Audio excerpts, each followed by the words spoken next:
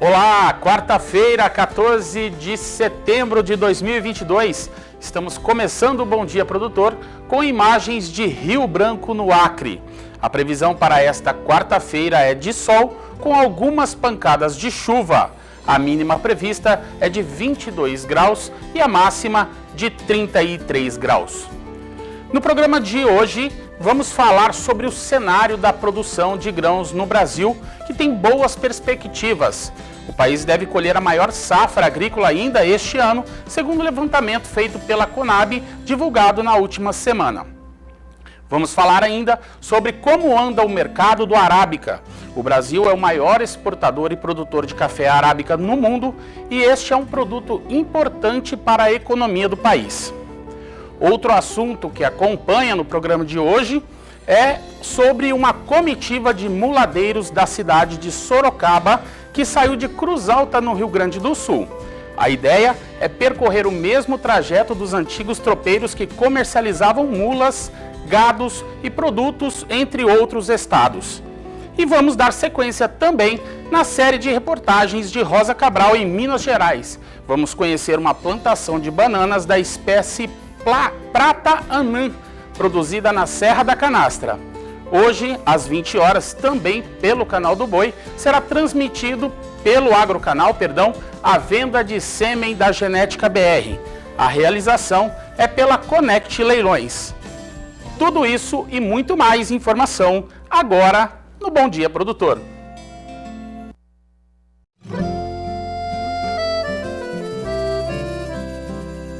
Acorda que o galo já cantou e o sol já vem fazer brotar mais um novo dia. Lenha no fogão, café pra esquentar e a bicharada no quintal. Bota pra molhar, tira leite no curral, arreia o cavalo, tem gado pra campear.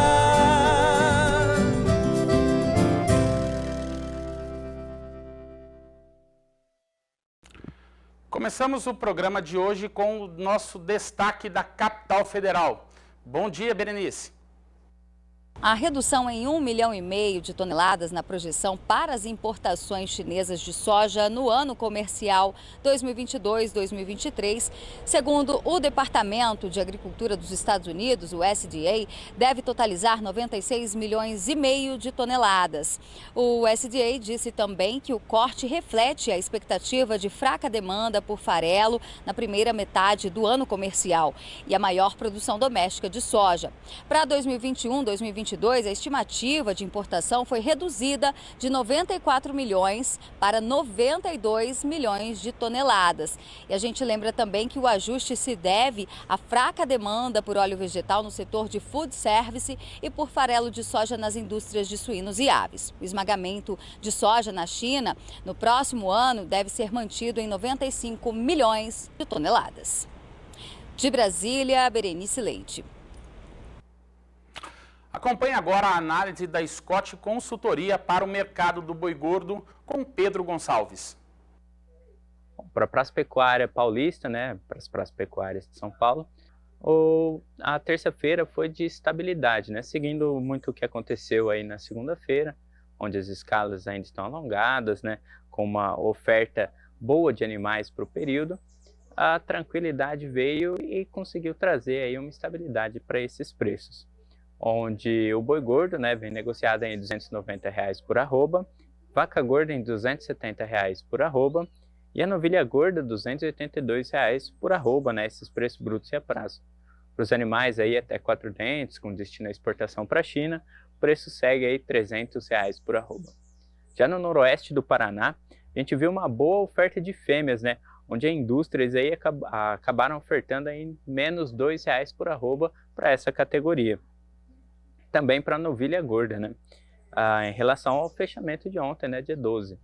Assim, os preços se mantiveram aí para o boi gordo, veio a R$ 297 por arroba, para a vaca gorda R$ 267 por arroba E para novilha gorda, R$ 290 por arroba, preço também em brutos e a prazo.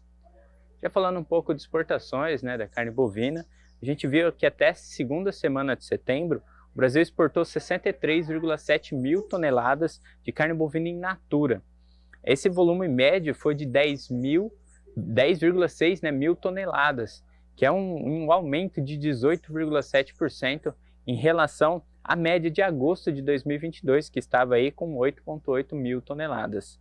Bom, o preço por tonelada ficou girando por volta de $6.100, um incremento de quase 5% em relação a setembro de 2021. Por hoje é só, pessoal. Muito obrigado. E vamos agora para a cotação do boi gordo com a apuração da Scott Consultoria. São preços para uma boiada comum, à vista, livres de fundo rural. Começamos então pela região sudeste. A primeira tela nos traz aqui preços mínimos para a região sudeste sem nenhuma variação.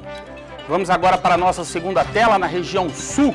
A região sul também não apresenta variação, nenhuma variação para a região sul.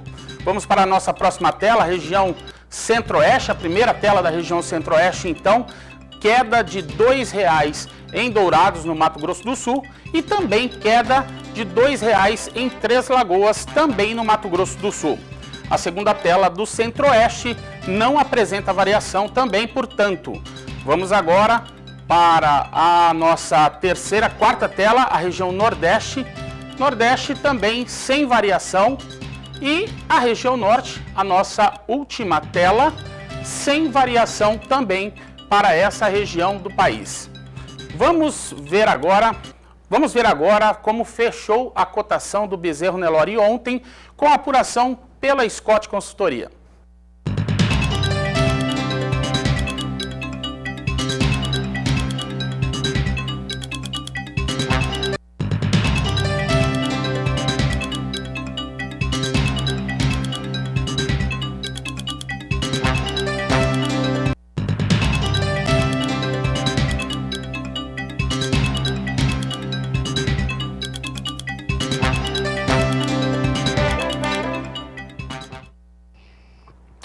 A safra brasileira de grãos 2021-2022 está estimada em mais de 271 milhões de toneladas, um acréscimo de 14 milhões e meio quando comparada ao ciclo anterior. Isso é o que aponta o 12º levantamento da safra de grãos, divulgado na quinta-feira pela Conab. Quem traz os detalhes é a repórter Kylie Rodrigues. De acordo com informações do presidente da Conab, Guilherme Ribeiro, embora tenha passado por adversidades climáticas em algumas regiões produtoras, principalmente nos estados da região sul do país, esta é a maior colheita já registrada dentro da série histórica de produção de grãos no Brasil. Principal produto cultivado, a soja teve o desenvolvimento marcado pelas altas temperaturas em importantes regiões produtoras, como as lavouras do Paraná, Santa Catarina e, em parte, do Mato Grosso do Sul. Essa condição climática adversa trouxe impacto severo nas produtividades, influenciando na queda da produção. No Rio Grande do Sul, por exemplo, a quebra registrada superou 50%. Diante desse cenário, a colheita para o grão no país está estimada em mais de 125 milhões de toneladas, uma redução de aproximadamente 10% em relação à safra 2020-21. De Campo Grande, Kylie Rodrigues. A aveia se apresenta como uma boa opção para o plantio de inverno, principalmente para os produtores do sul do país. Além de gerar renda na propriedade, auxilia na cobertura de solo para quem faz o plantio direto na palha. Acompanhe na reportagem de Mauro Andrade. A aveia é um cereal de inverno com excelentes características nutricionais e com ótimo potencial de mercado. Nós conversamos com Luiz Meneghel Neto, diretor-presidente da SL Alimentos, sobre o mercado da aveia. Meneghel, como é que está esse mercado brasileiro da aveia? Bem, como foi dito hoje aqui, o Brasil nos anos 70 plantava 40 mil hectares de aveia. Este ano o Brasil deve plantar 528 mil hectares de aveia nos 3 estados do sul. Um pouco também São Paulo, um pouco Mato Grosso do Sul, mas os principais estados produtores são Rio Grande do Sul, o maior Rio Grande do Sul, Santa Catarina menor e o segundo maior estado é o Paraná. A aveia tem se consolidado como mais uma opção para cultura de inverno, além do trigo, cevada, essas outras variedades. A aveia está crescendo muito e a aveia está voltando também ao dia a dia do consumidor, do brasileiro. Tá? Que se você lembrar antigamente, lá atrás, todo mundo comia aveia. Aveia quaca. Aveia quaca. E hoje a aveia quaca está aí também, né? Hoje tem outras, tem Nestlé, tem General Yoki, tudo isso daí. Tem várias variedades de aveia, várias marcas de aveia para o consumo humano. Então, a aveia está crescendo. Nós devemos ter em torno de 1 milhão a 1 milhão e 500 mil toneladas de aveia no mercado para o próximo ano. E nós acreditamos fortemente nesse novo mercado que está aí, tá? Uma parte dessa, lógico, vai apenas para consumo humano, outra parte consumo animal e também uma parte provavelmente vai ser exportada. Por ser uma cultura mais rústica, a aveia possui um custo de produção menor, com boa rentabilidade por área. Em agosto deste ano, o preço pago ao produtor pela saca de 60 quilos foi de R$ 102. A aveia é mais uma opção para o agricultor para fazer o seu mix de culturas de inverno. Então, ela está aí e ela vem crescendo a cada ano, porque ela tem um custo menor, ela tem uma produtividade. Com a pesquisa, a produtividade aumentou muito. Estamos aí falando por hectare na média de 3 a 4 toneladas por hectare. Então isso dá uma boa rentabilidade com custo baixo. E o importante, a quantidade de matéria seca que fica no solo. De Londrina, no Paraná, Mauro Andrade. Agora é hora de saber qual é o touro do dia do Genética BR. Olá, Gabriel, qual é o reprodutor de hoje?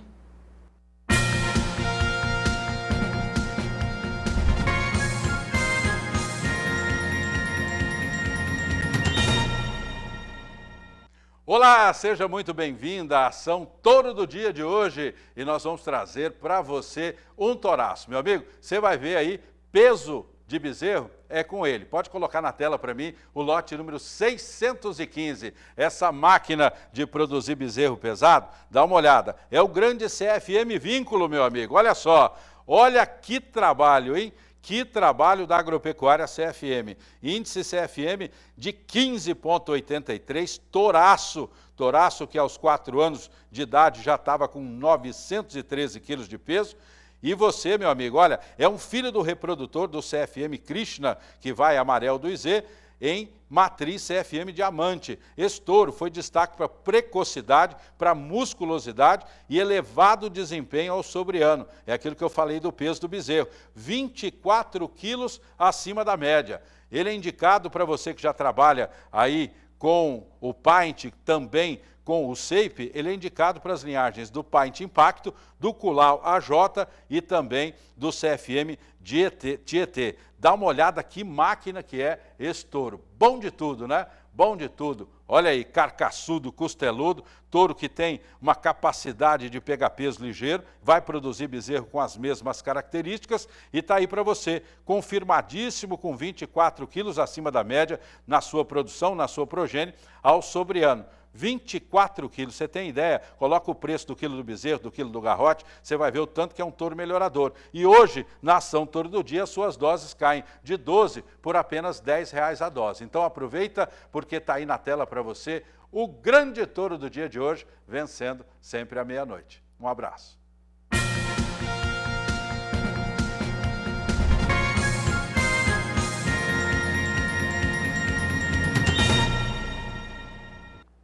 É isso aí, por aqui nós vamos de intervalo, mas antes eu gostaria de convidar você para participar com a gente do Bom Dia Produtor.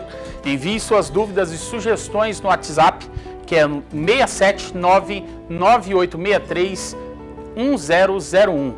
No próximo bloco, você confere uma pesquisa trimestral realizada pelo IBGE que aponta a queda pela aquisição de leite. Até já! Estamos de volta com imagens ao vivo de Alta Floresta, no Mato Grosso.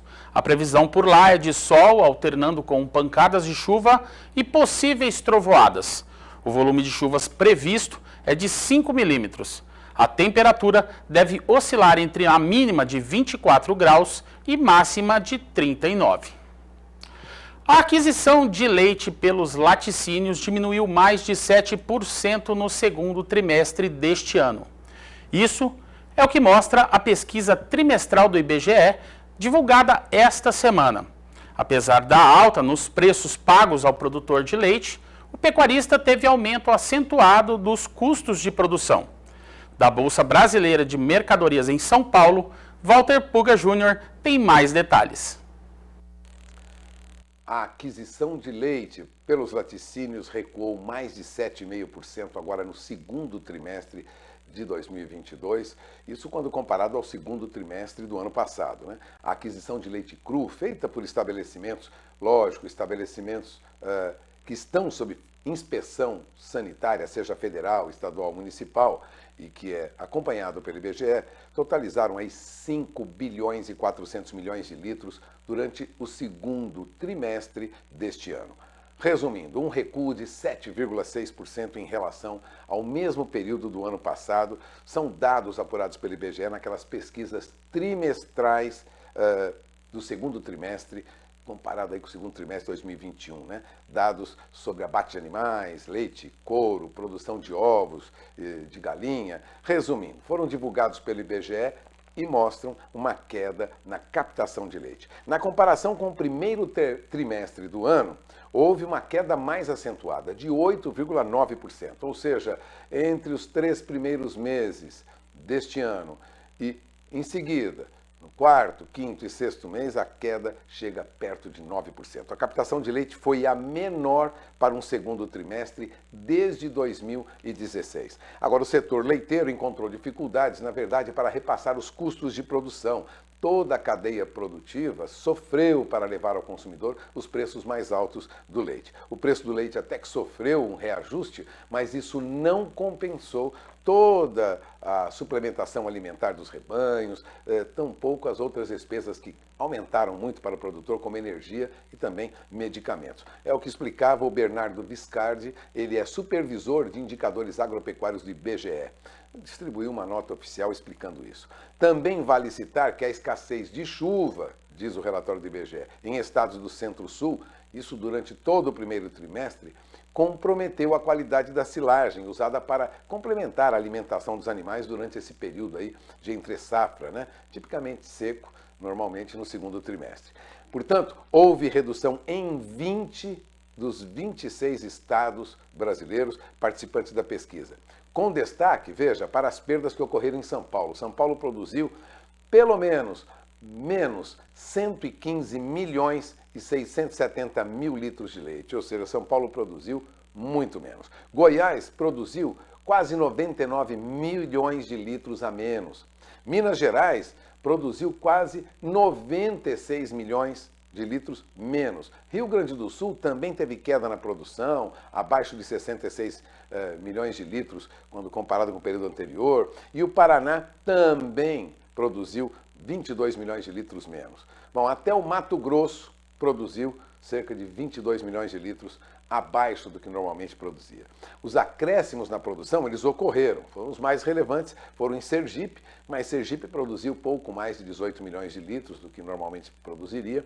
Santa Catarina produziu quase 18 milhões de litros mais, mas não compensa toda essa perda dos demais estados. Minas Gerais manteve a liderança no ranking, né, de aquisição de leite. 25% do total nacional é captado em Minas Gerais, Paraná cerca de 15%, né, do leite que foi captado. Em Rio Grande do Sul, quase 13% do leite captado. Agora, para resumir, o IBGE divulgou que ainda o preço do leite cru pago ao produtor, nessa pesquisa trimestral do leite, né, e aponta que no segundo trimestre o preço médio do litro em nível nacional, aí dados do IBGE, chegou a R$ 2,69. Bom, estava em R$ 2,14 no primeiro trimestre, então houve uma alta. Alguns outros levantamentos dão números mais altos, maiores do que esse, né? Como o caso do CPEA, na faixa de R$ 3,00 por litro. Mas o IBGE também constata uma alta nos preços pagos ao produtor entre o primeiro trimestre e o segundo trimestre deste ano. Walter Puga Júnior, de São Paulo. O Brasil é o maior exportador e produtor de café arábica no mundo. Inclusive, um produto importante para a economia do país. Para falar mais sobre como anda o mercado do arábica, o Fabiano Reis conversou com o analista de inteligência de mercado Stonex, Leonardo Rossetti. Vamos dar uma olhadinha no que eles conversaram. E o assunto de agora no Agricultura BR é o mercado de café, como que estão as últimas movimentações, expectativas de produção aqui no Brasil também, que são diretamente impactam este mercado internacional, até porque o Brasil é o maior player do cenário internacional, maior produtor e exportador de arábica. Para falar a respeito deste assunto, eu vou conversar pela internet com o Leonardo Rossetti, ele que é analista da Stonex e participa do programa conosco. Leonardo, obrigado pela participação mais uma vez por aqui.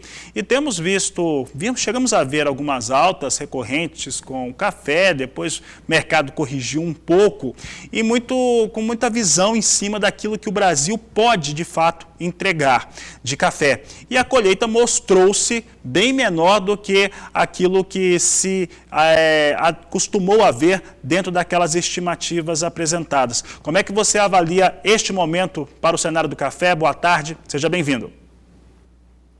Boa tarde, Fabiano. Um prazer estar participando aqui novamente com vocês. Pois é, essa semana, né, a gente teve uma semana um pouco mais atípica no mercado, como você bem falou, algumas correções, né? Mas nós tivemos um mercado aí com menor liquidez também, né? Teve o feriado nos Estados Unidos na segunda-feira, que a bolsa ficou fechada, feriado aqui no Brasil na quarta-feira, deixando o mercado ainda mais travado, né? A gente teve essas últimas sessões, o mercado passando por correções técnicas, mas lembrando que isso vem depois de altas muito fortes no fim de agosto, né? E além de ter sido um período de um cenário macroeconômico de maior aversão ao risco, temor com recessão global, crise energética na Europa, o dólar avançando, né? Isso tudo ajudou a pressionar, mas ainda há muita apreensão no mercado de café, tá? Hoje mesmo, os preços já estão recuperando boa parte das perdas dessa semana, né? A gente tem que lembrar que ali no final de agosto, principalmente na semana ali entre o dia 22 e 26, a gente teve altas muito fortes nas bolsas, né? Mais de 11% na Bolsa de Nova York, mais de 10% na Bolsa de Londres, e isso vem por dois principais fatores, né? Um fator é isso que você mencionou, né? A colheita, né, dessa safra corrente 22-23, que vem sendo notada por diversos players como abaixo do esperado, né? Muitos produtores reportando colheita abaixo do esperado, parceiros nossos aqui da Stonex também vem relatando isso, né? E alguns lugares, colheita até abaixo da safra anterior, né? Sendo que a gente está falando, a gente está atualmente numa safra de alta no comparativo com uma safra de baixa no ano passado. Isso tem gerado preocupação. Essas altas recentes foram o mercado basicamente precificando isso, né? Porque já se esperava uma produção menor que todo o potencial, devido a tudo que nós observamos no ano passado, né? Seca, geadas, né? Mas não tão fraco assim, né? Então a gente tem visto vários participantes do mercado aí revisando as suas estimativas, né? Principalmente muita gente que projetou uma produção brasileira muito acima de 60 milhões de sacas está revisando aí os seus números, tá? E além disso, o segundo fator que tem sido precificado pelo mercado e que ainda deve contribuir para que as cotações na Bolsa se mantenham em faixas de preços e patamares mais elevados são justamente as preocupações quanto à florada, né, que define o potencial aí da safra do próximo ano, né, em meio a previsões climáticas ainda muito incertas, né. Nos últimos meses, nós viemos de a maior parte dos meses mais secos que o normal, né, no cinturão cafeeiro. Nós temos essas projeções de alta probabilidade de ocorrência pelo Laninha no terceiro ano consecutivo, né? Ontem mesmo, o NOAA, a agência americana, aumentou as probabilidades, as chances de Laninha para 91% nesses meses aí até outubro, novembro, e isso está associado a um atraso das chuvas, né, no cinturão cafeeiro, principalmente nas áreas produtoras de café arábica. Então, ainda não tivemos indicativos dos volumes necessários de chuva para desencadear a maior parte da florada, né? Nós vimos algumas floradas pontuais, mas ainda não houve esse volume de chuvas para ter essa florada massiva nas áreas produtoras de café. Os modelos de previsão ainda não mostram todos esses volumes no mês de setembro, né? Possivelmente aí realmente já influenciados pelos efeitos do Laninha. Então, isso são todos fatores aí que têm seguido como motivo de preocupação e apreensão no mercado, né? E aí a gente vê essas volatilidades no preço que tem ocorrido nessas últimas semanas. Leonardo, vou fazer uma pergunta, essa é uma pergunta baseada com conversa de quase uma centena de cafeicultores aí nos últimos meses, e o que o pessoal vinha apontando? Eles já vinham vendo dentro das suas propriedades que a produção não seria dentro daquilo que estava se dizendo. Né? Alguns analistas participaram por aqui, mais ligados ao campo, pessoal da agronomia, dizendo que não dava para chegar naquilo. Né? E realmente acabou não chegando. Mas nesse período no qual tivemos as especulações, levantamentos apontando para outro cenário, nós tivemos pressão negativa sobre o preço do café. Agora teve uma recuperação no final de agosto, vem recuperando um pouco mais a semana nessa sexta-feira. Entretanto, os valores, nós tivemos aquela barrigada, fizemos uma espécie de U mais aberto aí nos valores em relação ao café. Como é que fica essa conta agora para o cafeicultor, principalmente para quem fez negócios, né, e travou naquele momento de baixa? Assim, a gente tem que lembrar, né, que apesar de eles terem recuados aí aquelas máximas históricas que nós já observamos algum tempo atrás, os preços ainda estão em patamares historicamente elevados, né? Então, a gente tem que lembrar que o produtor ele tem também enfrentado dificuldades, né? Seja aí com produtividade ou custo da sua produção, né? Até pela complicação com relação aos fertilizantes, por exemplo, né? Que ainda estão caros, apesar de mais baratos que no último ano, mas ainda assim nós vemos, né, patamares que são capazes de gerar margens boas ao produtor, né, e aí fica também aquele lembrete de que é sempre importante entender como funciona essa dinâmica do mercado, né, mercado internacional, dólar, como isso que vai impactar no preço do produtor, aquelas recomendações, né, de não negociar toda a sua safra de uma vez, buscar meios de se proteger, né, dessa volatilidade, mercado financeiro e tudo mais, mas o produtor que já negociou, ele ainda conseguiu aí algumas margens de ganho, tá? E a recomendação é ficar atento para o mercado mesmo, né? As preocupações com relação à florada ainda podem gerar muitas movimentações no mercado que podem gerar oportunidades, né? Dependendo do desempenho do clima aí agora nos próximos meses, né, a gente sabe que setembro e outubro a gente tem o chamado mercado de clima, né, que o clima acaba influenciando, gerando muito mais volatilidade, justamente por conta desse desempenho da florada, né, e aí são dois fatores também de atenção, né, que podem mexer bastante com os preços, né. Se a gente vê um atraso prolongado das chuvas, né, visto que as lavouras já estão enfrentando um clima seco há meses, isso pode afetar o potencial da produção da florada, vendo um regime de chuvas desuniforme também, né? Então, se a gente tem uma chuva que desencadeia a florada, né, e a gente é necessário uma continuidade dessas chuvas, né? Se houverem intercalações com períodos secos e quentes, pode prejudicar o desenvolvimento, né? Porque depois que a florada acontece, esse processo não pode ser revertido, e aí as flores ficam muito mais suscetíveis a danos causados pela seca e temperatura alta. Então, se um desses dois cenários ocorrerem, a gente pode ver preços aí mais altos, né? Pode ver uma tendência um pouco mais altista, que também aí podem gerar oportunidades ao produtor, tá? Por outro lado, obviamente, existem os fatores que também continuam como ponto de atenção e podem gerar pressões baixistas, né? Essa questão da aversão ao risco global, alta do dólar, preocupações com relação ao consumo que ainda existem, né? Então, são fatores ainda que merecem ser acompanhados, toda essa inflação, custos produtivos que podem ser passados para o café ao consumidor, né? A gente tem observado uma tendência assim acontecendo agora mais nos Estados Unidos, na Europa. Então são pontos de atenção aí para o produtor acompanhar.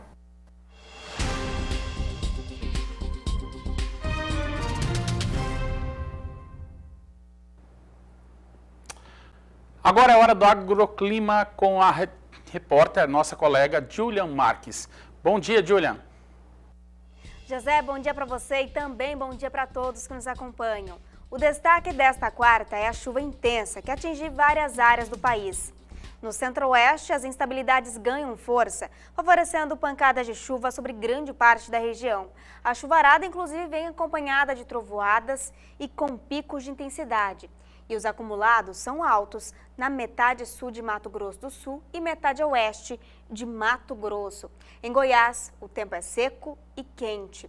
No Sudeste, as instabilidades também atuam e ficam mais concentradas no estado de São Paulo. A precipitação vem acompanhada de trovoadas isoladas e também com altos acumulados no litoral sul, região metropolitana de São Paulo e Presidente Prudente. Nos demais estados, tempo firme e o sol brilha forte. Na região nortista, chove de maneira constante em vários pontos. E atenção para tempo severo e altos acumulados em Rondônia. Nas demais áreas, as pancadas de chuva se concentram entre a tarde e a noite, podendo vir acompanhada de trovoadas. No sul, o dia amanhece com chuviscos no estado gaúcho e com bastante variação de nuvens, mas logo o sol brilha forte. Em Santa Catarina e no Paraná, a chuva é bem intensa e com raios e tempestades, principalmente na região central paranaense, região metropolitana de Curitiba e Foz do Iguaçu. As temperaturas são baixas em toda a região. Já no Nordeste, o tempo é firme e ainda predomina em grande parte da região. Mas entre Alagoas e interior do Rio Grande do Norte, a chuva chega de forma isolada e passageira, enquanto as temperaturas ficam altas ao longo do dia e faz bastante calor. José, é com você.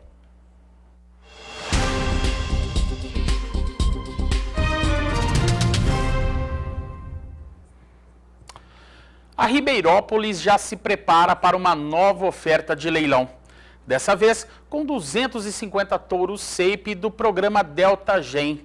O leilão está marcado para o dia 18 agora, no domingo, 2 da tarde, com organização da Central Leilões e Aroeira Leilões. A transmissão, claro, no canal do Boi. Veja mais no trabalho de Daniel de Paula. Quando você bate o olho nesse Nelore, consegue ver por dentro da seleção Ribeirópolis tudo o que essa empresa embutiu nesses touros para atender ao seu mais exigente cliente. A própria Ribeirópolis, que há 30 anos se preocupa com o resultado econômico na sua pecuária de ciclo completo e que tem no excedente da qualidade a oportunidade que abre novamente ao mercado em 250 touros do leilão Agropecuária Ribeirópolis edição SEIP, que o canal do Boi mostra dia 18 de setembro, domingo, a partir de 2 da tarde. Mas não são apenas reprodutores da geração 2020 com SEIP do programa Delta Gen que estão no catálogo. Dentro deles está um conceito que envolve muitos fatores que resultam na garantia que cada indivíduo traz para trabalhar a campo, carregado de informações bem colhidas em cada fase do sistema produtivo e processadas para permitir que dentro de casa a contabilidade seja satisfatória em animais abatidos aos 18 meses, com mais de 22 arrobas e rendimento de 58%. Os resultados que nós estamos obtendo aqui na Agropecuária Ribeirópolis, eles são fruto de processos que foram estabelecidos dentro da empresa. Então, para que esses processos ocorram, é fundamental que a gente tenha uma equipe capacitada. E nós investimos muito na nossa mão de obra. Então, durante todo o ano, a gente tem treinamentos para que o nosso processo seja cada dia mais eficiente. Dessa forma, ao analisar os indicadores de produção, eu consigo ter extrema confiança de o que eu estou transformando em número, ele é verdadeiro. E é essa verdade, é esse resultado, é essa eficiência que a Ribeirópolis traz de um projeto, de um protocolo de operação muito sério que a gente oferece ao mercado e consegue colher tantos resultados aqui nessa empresa. A coleta de dados bem feita na fazenda é fundamental para a gente ter como medir, para a gente ter como mensurar os dados do rebanho. Então, um dos pontos-chave aqui no trabalho conduzido pela Ribeirópolis é justamente essa coleta de dados, essa coleta fenotípica bem feita no campo, tanto lá no Pantanal como aqui na fazenda de Rondonópolis. Quando a gente coleta bem esses dados, envia esses relatórios de avaliações genéticas para o GenSys, em parceria com a DeltaGen, a gente recebe todos os anos, a cada safra, os relatórios com avaliações genéticas desses animais, ranqueados, né? E aí a gente tem as diretrizes, a partir daí, do que a gente vai fazer e que rumos que a gente vai tomar com o rebanho da Ribeirópolis. Um rumo que permitiu vencer os desafios de produzir bem a pasto no Pantanal do Itiquira e poder olhar para o rebanho de matrizes cada vez mais jovens e produtivas, sabendo que de um volume grande pode-se extrair o melhor para alcançar êxito na ponta final. A gente começou com ainda poucos touros, né? Há 4, 5 anos atrás eram poucos touros avaliados. Hoje a gente tem uma infinidade de touros que são usados aqui no rebanho e a gente vê a cada geração de produtos nascidos, os bezerros lá no Pantanal, os garrotes aqui na fazenda de Rondonópolis, uma evolução tanto na consistência genética, nos índices que esses animais apresentam, na base de vacas que estão lá no Pantanal, como no fenótipo, aquilo que a gente gosta de ver, os animais com melhores condições de carcaça, mais musculosidade, mais profundidade de costelas, melhor desempenho frigorífico como um todo. Então, assim, animais de ciclo curto, garrotes que chegam mais rápido no peso de abate, com o melhor acabamento de carcaça possível, e fêmeas que ficam no plantel, fêmeas mais precoces, que sejam longevas, boas produtoras de leite, enfim, todo esse pacote completo que a gente precisa aqui no rebanho. O principal da Ribeirópolis, acho que o principal que a gente pode olhar para a Ribeirópolis, o que é? Ela produz primeiro para ela. Ela consome a sua genética, então ela produz touros para ela usar, tá? Então, aquele touro que ela usa é o que ela pode vender no mercado, que ela pode colocar. Tem até depoimento de frigorífico que compra boi gordo da Ribeirópolis que fala a melhor carcaça, a melhor desossa que ele tem no frigorífico são animais oriundos da Ribeirópolis. Então, a chancela mais importante que tem é isso, que quando a pessoa vem comprar o touro, ele vem buscar um insumo de produção de carne. E a Ribeirópolis produz carne de qualidade para ela primeiro, depois põe no mercado. Nós vivemos de pecuária, então a gente precisa ter um projeto que seja gerador de valor e viável. E é esse conceito que a gente tem dentro da Ribeirópolis que a gente transfere na genética para o nosso cliente. Nós estamos levando para o cliente um animal que vai levar para ele produtividade, que vai trazer retorno econômico, porque o mesmo resultado da Ribeirópolis ele pode ser disseminado aos rebanhos parceiros. Quem quer também participar desse sucesso não pode deixar de investir no Leilão Agropecuária Ribeirópolis edição SEIP. 250 reprodutores jovens com SEIP do programa DeltaGen em oferta no dia 18 de setembro, domingo, 2 da tarde, com Central Leilões e Aroeira Leilões e transmissão do Canal do Boi. E por aqui nós vamos de intervalo comercial, lembrando que você pode acompanhar a nossa programação pelo site e Facebook do Canal do Boi, sba1.com. Estamos também na NET e Claro TV, canais 190 e 690. E aos finais de semana, o Canal do Boi pela Sky, canal 241, e o Agrocanal no canal 161. No próximo bloco, vamos falar sobre investimentos em startups do agronegócio no Brasil e na América Latina. Nós já voltamos. Para você que está chegando agora, são 8 horas e 1 minuto, horário de Brasília. Estamos de volta com imagens ao vivo de Piracicaba, interior de São Paulo. Neste momento, o céu está nublado e a previsão é de chuvas ao longo do dia, com alguns períodos de melhoria. O volume de água previsto é de 20 milímetros. A temperatura deve oscilar entre a mínima de 17 e máxima de 25 graus. A gestora de investimentos norte-americana, The Yield Lab, anunciou investimentos de 50 milhões de dólares em startups do agronegócio na América Latina. 40% desse total no Brasil. O financiamento visa também as agtechs, focadas em soluções para aumentar a produção de alimentos e cuidados com o meio ambiente, diz Kieran Gatlan, diretor associado da gestora. Veja só. Uma gestora de investimentos, com sócios em vários países, foi fundada em 2014 lá nos Estados Unidos. Esta empresa já captou 150 milhões de dólares para investir em empresas de tecnologia voltadas para o agronegócio. Agora, uma nova rodada onde o objetivo é aplicar 50 milhões de dólares. Quem faz a gestão na América Latina do trabalho da The Yale Lab é o Kieran Gatlan, que está aqui comigo agora e vai explicar o que esses investidores querem investir, onde eles querem investir no Brasil. Kieran, obrigado por ter aceito a entrevista. Vamos explicar. Nós temos aí investidores querendo aplicar 50 milhões de dólares em empresas brasileiras e na América Latina. O que esses investidores querem? Bom, primeiramente, obrigado, Puga, pelo convite. O primeiro objetivo do fundo é sempre dar retorno financeiro, para os investidores. Nosso objetivo é dar entre 8 e 10 vezes o valor investido em 10 anos. Então, esse é o principal objetivo, mas fora isso, a gente tem investidores que são mais, diria, estratégicos, Eles estão dentro da cadeia agrícola e eles querem ver também visibilidade sobre tecnologia e inovação que está acontecendo. Então, é mais para ver mudanças, disrupção. Então, eles querem estar dentro desse ecossistema onde pode mudar o core business deles. Então, esse é um pouco mais estratégico, Mas tem os dois tipos. Claro, todo mundo quer um retorno no investimento. Vocês já investiram em empresas brasileiras como a Terra Magna, a Agroforte, agora a Dama também. Quantas empresas o fundo de investimento que você administra, a gestora de investimento, já acreditou, vamos dizer assim, em negócios no Brasil? Quantas empresas já foram beneficiadas por esses recursos?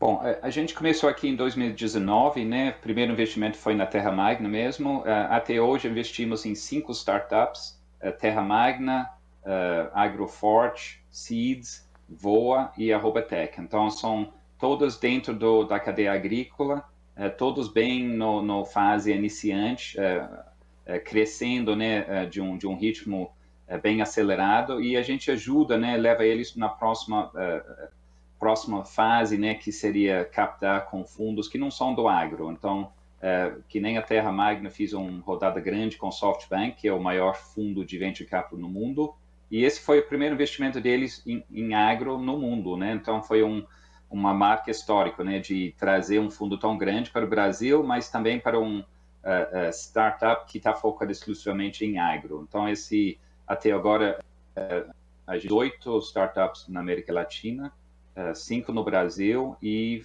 globalmente, você falou, mais que 80.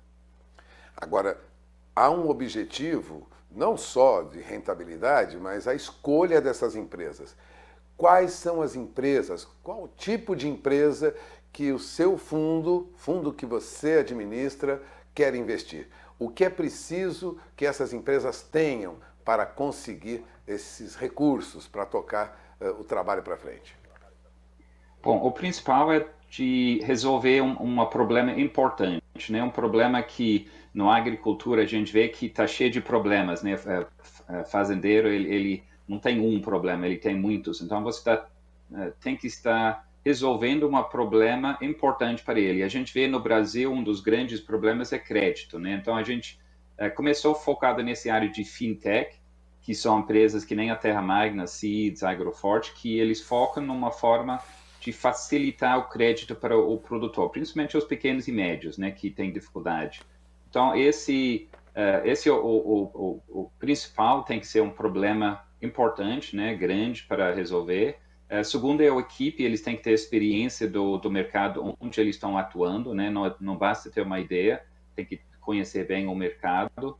A gente também vê a concorrência, Esse seria o risco de mercado. Então, se vê que já tem startups vendo isso, então a gente procura escolher o melhor E também a gente vê o risco de capital, que seria a capacidade desses startups a buscar capital e sempre estar bem financiado, eles mesmos, né, a empresa, para poder sobreviver, né? Porque muitas vezes o startup ele morre nadando na praia, né? Ele chega na praia, não tem dinheiro, aí ele tem que ou diluir bastante a equity, né, que ele tem no startup, ou ele falha mesmo, ele morre. Então, nosso objetivo é cuidar de todos esses riscos de produto, de mercado, de equipe e de capital e tentar alinhar, né, e ajudar o startup a crescer e chegar na próxima fase. Bom, em média, vocês concedem uma espécie de empréstimo, vamos dizer assim. Na verdade, é uma sociedade, né? O chamado ticket médio, ou seja, qual o valor dos recursos que essas empresas podem pedir para a gestora que você administra? Nosso ticket médio no começo, o primeiro investimento é entre 1 e 2 milhões de reais, né? Entre 200 e 300 mil dólares. E pode chegar, a gente pode fazer follow-ons, né? Quando você investir várias vezes no mesmo startup. E aí esse pode chegar a 1,5 milhões de dólares, né? Que seria 7, 8 milhões de reais. Ou seja, é um volume de recursos bem consistente, não? Em quanto tempo esse retorno? Nosso fundo é de 10 anos, mas em média a gente começa investindo no primeiro ano, vai investindo durante os primeiros 5 anos, né, do fundo. Então a gente vai investir em 5, 6 startups por ano durante 5 anos. O total vai chegar entre 25 e 30 startups. E nos segundos 5 anos do fundo a gente começa a ver exits, né, que seria saída de participação naquela startup. Então, em média, eu acho que nossa participação dentro do startup é entre 6 e 7 anos. Então, normalmente, 3 rodadas de fundraising, né? De eles captando recursos para crescer. Então, em média, 7 a 8 anos. Bom, nós temos aí o objetivo do fundo, é ter 40% das empresas financiadas, vamos dizer assim, no Brasil. E as demais, 60% em outros países da América Latina. Agora, temos investidores dos Estados Unidos, da Europa e também do Brasil, ou os investidores são só dos Estados Unidos? Nossos investidores aqui na América Latina são, na maioria, da América Latina mesmo. Então, a gente tem grupos de produtores lá na Argentina, aqui no Brasil temos várias empresas importantes, o Jacto, Dama Agro, que você citou, o Bifol, temos Lagoa Bonita, Petrovina. Então, a gente sempre busca investidores locais que são mais estratégicos, porque além do dinheiro, eles podem ajudar o startup também, né? Principalmente se a gente traz startups de outros países para cá, a gente tem uma base de investidores que podem ajudar aquela startup, né? Testando sua tecnologia, ajudando com várias coisas que é muito importante nessa fase, né? Bom, quem estiver disposto a pleitear um recurso junto à gestora que você representa, a Yield Lab, como ele deve fazer? Pode entrar no nosso site, né, o theyieldlab.com, aí procura lá, vai ter um formulário para preencher, ou entra em contato direto comigo, eu estou no LinkedIn, sou bem acessível, né, se quiser mandar o pitch, a apresentação, a gente fica feliz em ajudar, né, mesmo não investindo, a gente sempre ajuda, né, dar conselho, buscar sinergias entre, às vezes, nossos investidores com aquela startup. Então, nem sempre é só investir, a gente quer também ajudar nossos investidores a procurar soluções que nem sempre naquela época tá buscando recursos. Então, a gente sempre quer que fazer um tipo de matchmaking, né, de juntar pontos de tecnologia com quem está procurando. Você acaba de ouvir Kieran Gartland, que dispõe agora de recursos da ordem de 50 milhões de dólares para investir em startups brasileiras voltadas para o agronegócio, né? Alta tecnologia, resolvendo problemas do agronegócio. Agradeço a entrevista do Kieran Gartland, Walter Puga Júnior, de São Paulo. É isso aí. A safra 2022-2023 de soja deve atingir recorde de produção, segundo a estimativa da Stonex. A empresa que presta serviço de consultoria no mercado de commodities, A empresa que presta serviço no mercado de commodities, ela deve divulgar os dados, né, que serão apresentados da soja e acredita que um novo ciclo alcançará 42 milhões e 900 mil hectares, resultando em uma produção de 153 milhões e 600 mil toneladas, segundo a Scott Consultoria. A área de produção deve crescer em todas as regiões do país, numa tendência já observada nos últimos anos. Acompanhe. A perspectiva é positiva, principalmente pelo fato de que o plantio da soja só começa em meados de setembro. O atraso se deu por conta do período do vazio sanitário, que foi obrigatório em 20 estados brasileiros durante a entre-safra da soja, com o objetivo de combater a doença da ferrugem asiática. Sobre condições climáticas favoráveis, o fim do vazio sanitário dá início ao período de plantio da soja no território nacional. Para o calendário de 2022, os estados do Paraná e Rondônia foram os primeiros a saírem do vazio no dia 10 de setembro. Outros importantes produtores de soja, como Mato Grosso e Mato Grosso do Sul, estarão livres para o início do cultivo da oleaginosa a partir do dia 15 de setembro. A maior preocupação agora é com a chuva. Meteorologistas apontam que o clima continuará sob influência do Laninha pelo terceiro ano consecutivo. O fenômeno climático pode resultar em um clima mais seco no sul do país, que penalizou a safra 21-22 da região.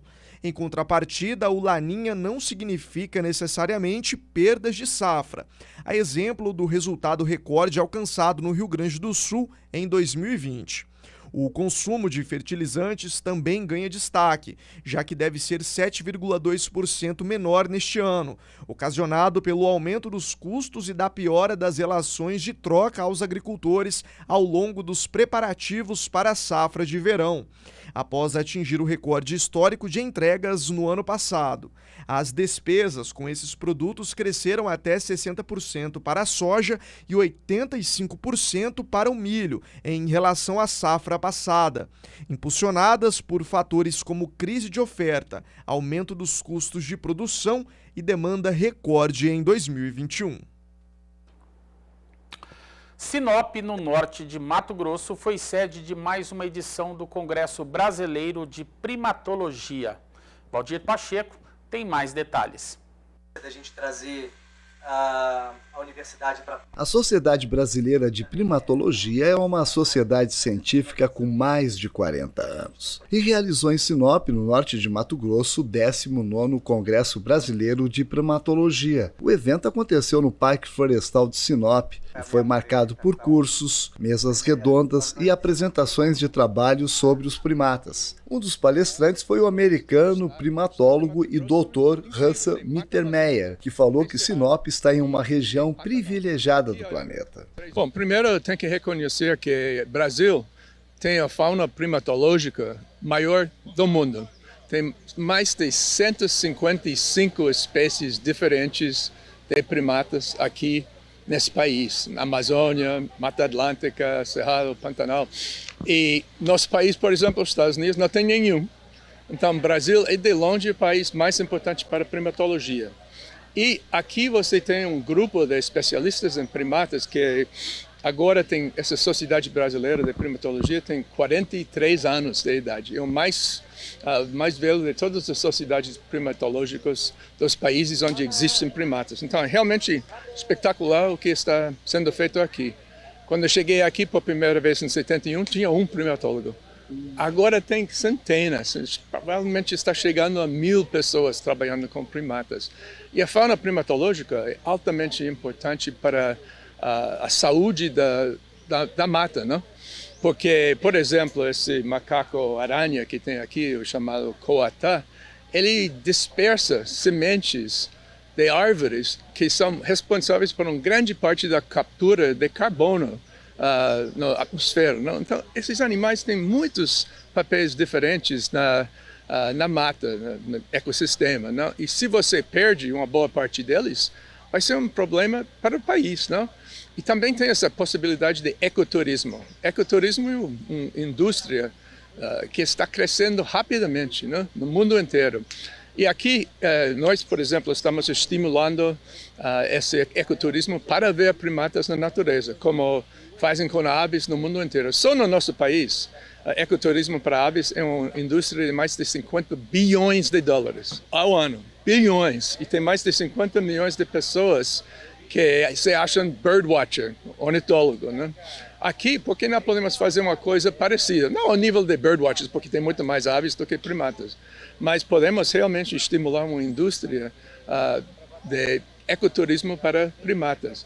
E olhando aqui em Sinop, você tem aqui no Parque Urbano 5 espécies de macaco. Tem esse macaco-aranha, coatá, que é muito difícil ver no resto da Amazônia. Aqui no parque eu vi outro dia. E 4 outros que geralmente são muito difíceis de ver na natureza, tem aqui. Então, só na cidade você já tem uma oportunidade de fazer ecoturismo de primatas, sem falar do resto do estado. O estado de Mato Grosso é incrível, tem Mata Amazônica, tem Cerrado e tem Pantanal. Daqui a 3 dias, 4 dias, eu vou para Pantanal ficar uma semana lá. Então, esse estado tem uma possibilidade de ecoturismo que quase nenhuma outra parte do mundo tem. Sinop se consolida como um polo nesta área de estudos, turismo ecológico e contemplação de espécies, algumas encontradas apenas aqui, como o sauá do Mato Grosso. Esse 19º Congresso veio para Mato Grosso justamente por aqui ter essa riqueza enorme de primatas, né, os macacos, e a gente está aqui numa região de transição entre o Cerrado e a Amazônia.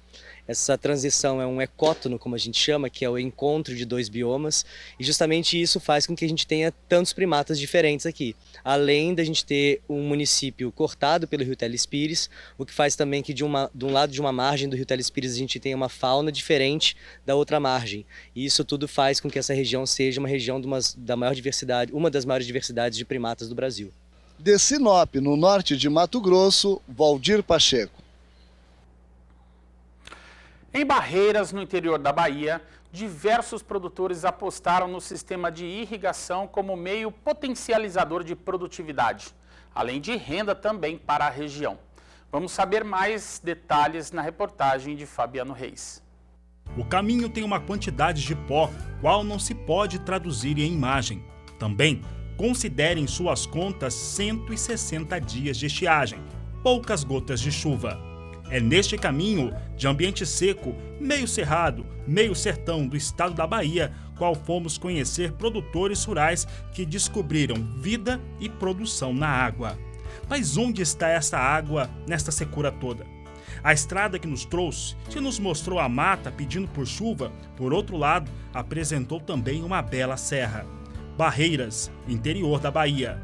Aqui mora uma gente que alcançou 230% de aumento de renda em menos de um ano. É um ambiente muito seco mesmo e pode até parecer não ser possível produzir por aqui. Mesmo assim, o produtor consegue trabalhar, mas isso tudo pode mudar e conseguir resultados muito superiores.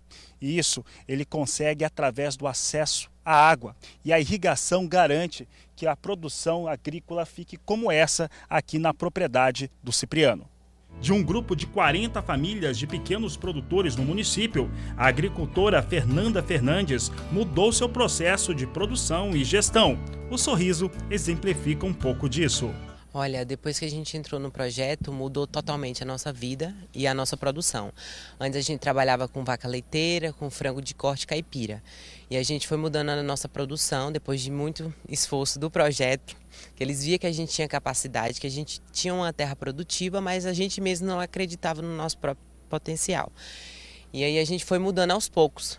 Começamos a plantar um canteirinho, daqui a pouco estava 2, e aí a gente foi vendo que tinha comércio, que tinha mercado, tinha saída, e a gente foi mudando, e até que hoje estamos somente com a hortaliça. A assistência técnica e o modelo de comercialização mudaram e os resultados vieram. A nossa visão de mercado, né? A gente antes vendia o que a gente tinha para a feira. Hoje, como a gente tem a assistência técnica do projeto, que é de escalonamento, hoje a gente sabe o quanto que a gente tem que produzir, o quanto que a gente vai colher e o quanto que a gente vai ter que entregar. Isso que mudou. Hoje a gente tem escalonamento. Hoje dá para dizer que faz praticamente por demanda a produção de vocês? Sim. A A gente sabe no que investir e no que é preciso, no que a agricultura é muito essa questão de mercado, porque vai ter uma época do ano que vai ser melhor a gente plantar o cheiro verde, vai ter uma época do ano que vai ser melhor a gente plantar uma beterraba, uma cenoura, vai depender muito da época do ano. Tudo isso devido à assistência técnica, conhecimento, que é o que faltava.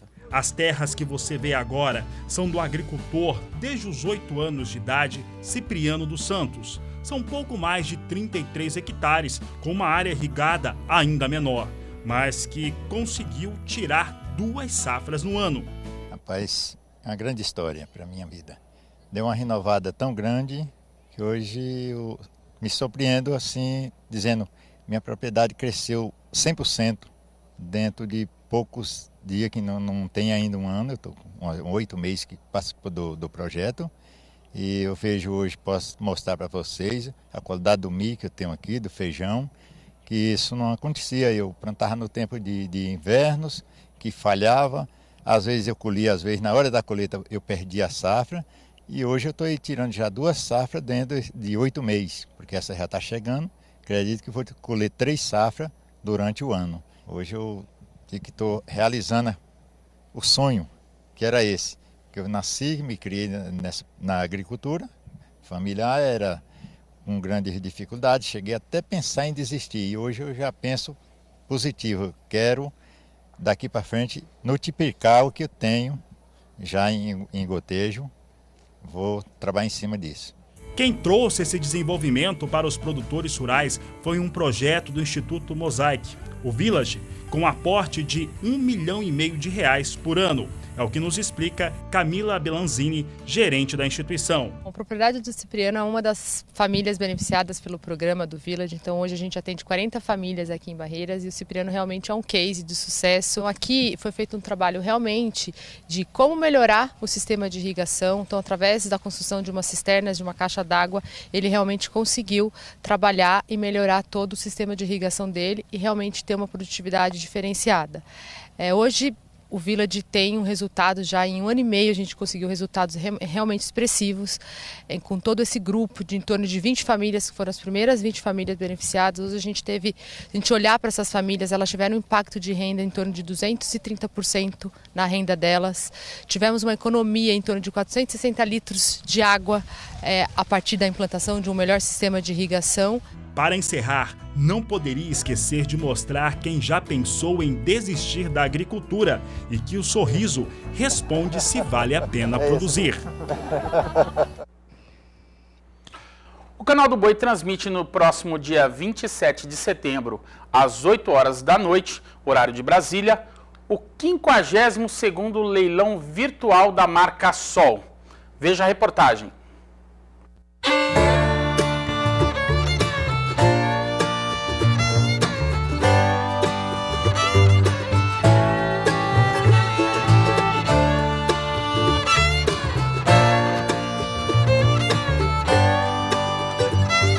O cenário já conhecido da Fazenda Negrinha, em Parapuã, interior de São Paulo, indica que um novo leilão Marcasol Guzerá se aproxima.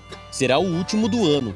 Por isso, a família Quartim Barbosa caprichou na oferta, com animais que são fruto de um trabalho criterioso de seleção e melhoramento genético. 25 anos criando o Guzerá. E ano após ano, a gente consegue ver nitidamente essa evolução no nosso rebanho. No início, meu pai comprou semi-embriões de diversas linhagens e com acasalamentos dirigidos, a gente conseguiu produzir animais com esse biotipo que vocês estão vendo aqui.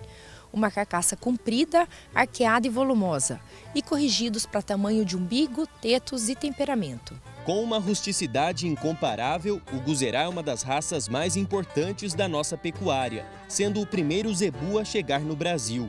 Aqui foi melhorado e hoje garante os melhores resultados aos investidores. O Guzerá é uma das raças mais antigas do mundo. E essa pureza racial toda garante a rusticidade e o vigor nos cruzamentos. É a famosa heterose, ou seja, o cruzamento de raças diferentes produz animais com melhor desempenho quando comparado com seus pais, resultando no maior retorno econômico. Então o Guzonel e o Tricross são excelentes opções para a produção de carne. Os excelentes resultados alcançados pela Marcasol Guzerá ao longo desses 25 anos de seleção podem ser observados nos animais que o criatório vai ofertar no seu último leilão do ano.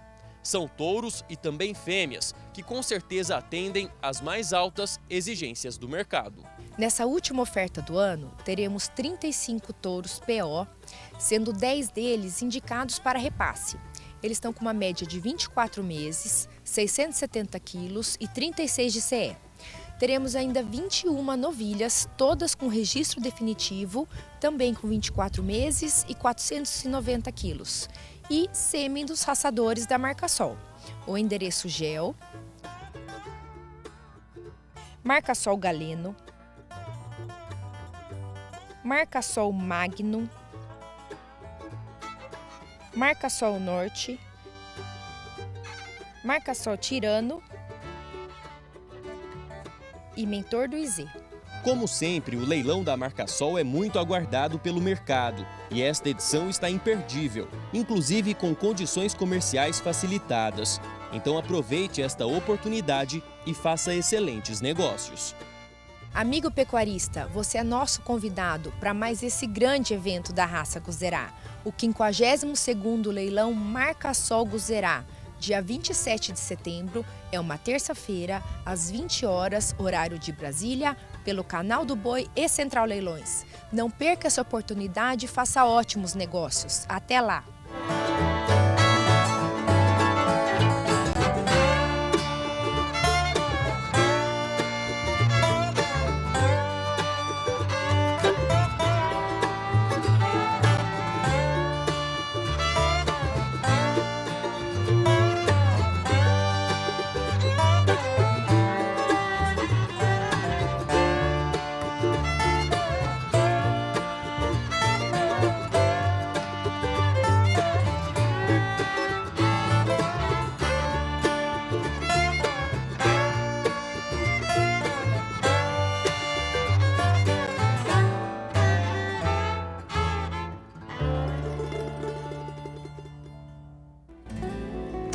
É isso aí, participe do Bom Dia Produtor, envie suas dúvidas e sugestões do nosso WhatsApp, o telefone é esse que está aí na tua tela, o 679-9863-1001, e no próximo bloco você vai conhecer uma comitiva de tropeiros que saiu de Cruz Alta, no Rio Grande do Sul, em direção a Sorocaba, São Paulo.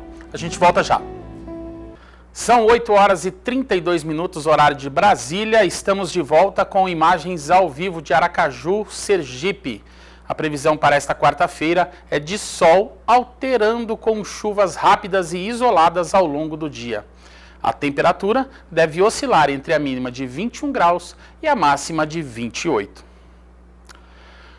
Uma comitiva de muladeiros da cidade de Sorocaba saiu de Cruz Alta, no Rio Grande do Sul, com o objetivo de percorrer o mesmo trajeto dos antigos tropeiros que comercializavam mulas, gados e entre outros produtos nos estados brasileiros. A nossa equipe acompanhou de perto um pouco da rotina inicial desse grupo, que vai trilhar mais de 1.500 quilômetros. A reportagem é de Paulo Andrei.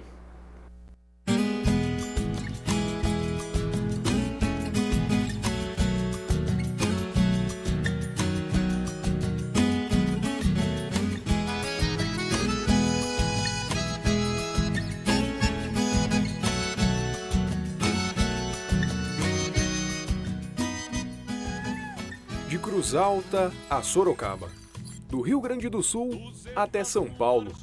Uma viagem que irá passar por 4 estados e mais de 1.700 quilômetros, durando aproximadamente 70 dias.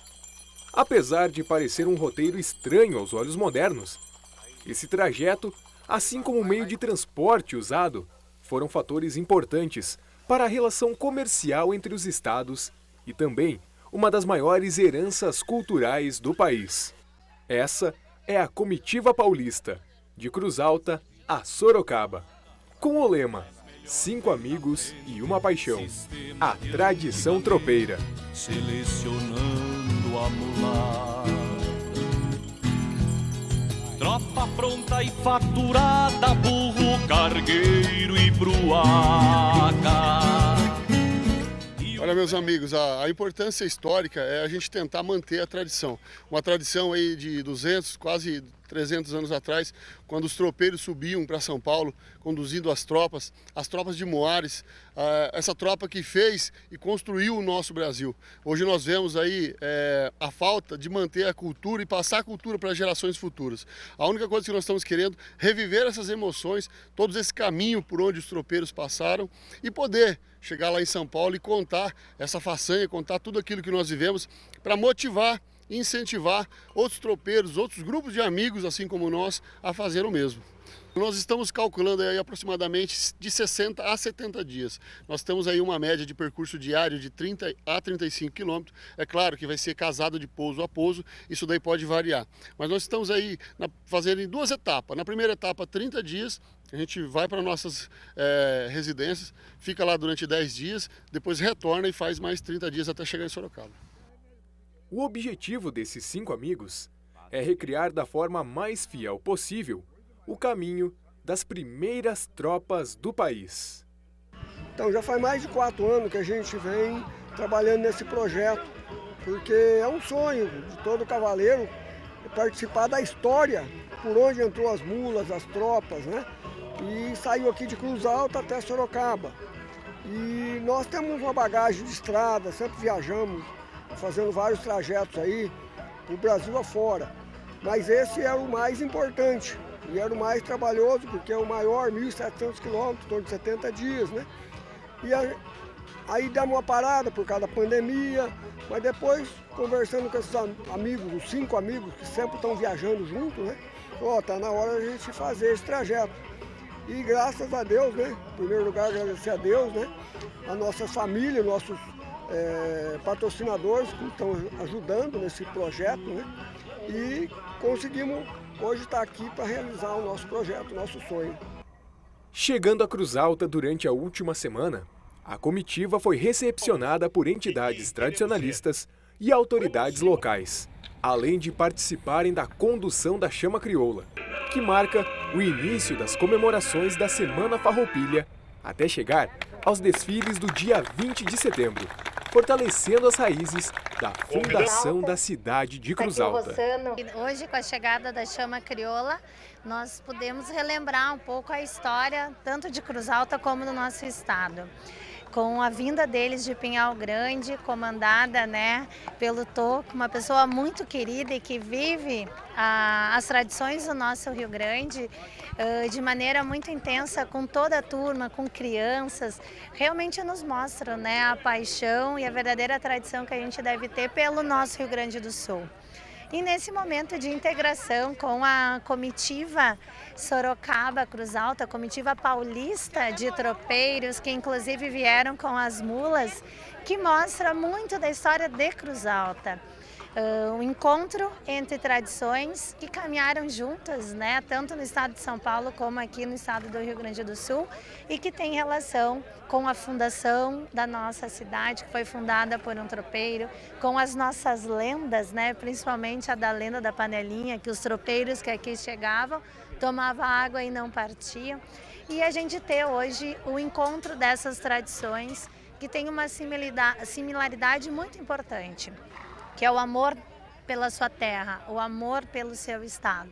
E a gente espera que assim sejam, né, todas as festividades farroupilhas durante esse mês, com a chegada hoje da Chama e com o encerramento do dia 20 de setembro. Mas assim como as antigas tropas, eles não demoraram muito para seguir viagem. E dando partida logo pela manhã, já tiveram seus primeiros quilômetros percorridos, iniciando uma viagem que preserva a união e a paixão desses amigos pela tradição e histórias de cada uma das tropas que passaram por aqui.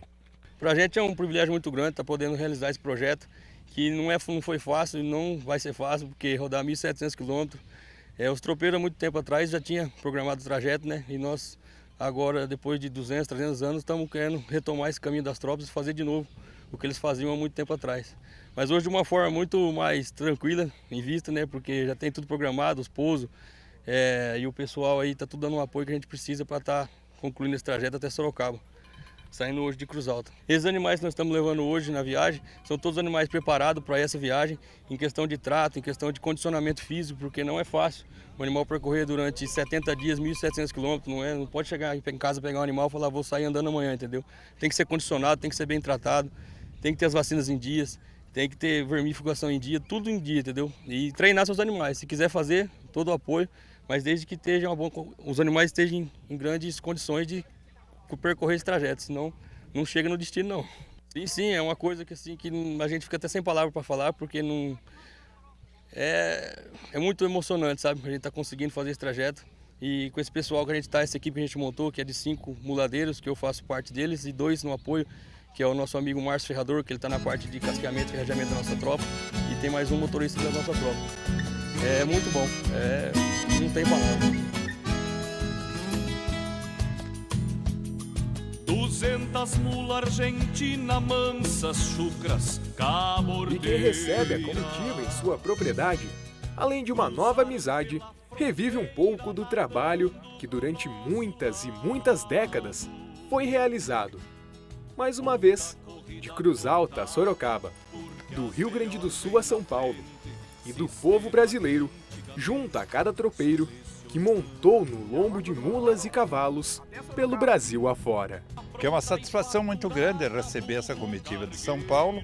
Para mim seria um orgulho até que tivessem para falhar um dia ou 2 aqui na minha propriedade, apesar de modesta, mas está sempre às ordens de vocês. Não só dessa comitiva, como de outras paulistas que virão, para mim só me traz satisfação. E para um gaúcho, como é que é ver uma tropa aí, né, trazendo as mulas, como era antigamente, e fazendo essa ligação aí entre São Paulo e Rio Grande do Sul? Olha, é muito importante porque está resgatando a essas alturas um passado que era tradição nossa, mas hoje ficou no passado. No entanto, para mim, que já sou mais antigo, traz muitas lembranças boas, somente boas mesmo. E uma nova amizade aí que vai se fortalecendo, né? Com certeza a amizade vai vir através dos contatos que provavelmente mais adiante vamos ter com esses paulistas. A gente fala, né, de cá para lá e de lá para cá. Como que é agora sair do Rio Grande do Sul aí nesses primeiros quilômetros, pegando um friozinho, pegando a chuva, mas já sendo recepcionado desse jeito e, é claro, a perspectiva aí para essas 70 dias aí de viagem? Olha, foram 4 anos aí planejando, a gente se organizando, né, deixando as coisas tudo acertadinha para chegar nesse momento. Agora, a recepção que nós estamos tendo do povo do Rio Grande do Sul realmente é algo que a gente tem que enaltecer. Um povo camarada, hospitaleiro, amigos. Se o seu Paulo tiver a oportunidade agora de se conhecer agora, e ele já abre a porteira da sua propriedade para nos receber nossa tropa, e a gente só tem que agradecer. Agradecer a hospitalidade, agradecer esses novos amigos, os gaúchos, né, que vamos levar essa amizade aí para São Paulo e levar muito boas histórias, né, de pessoas que têm esse coração enorme do tamanho desse Rio Grande do Sul.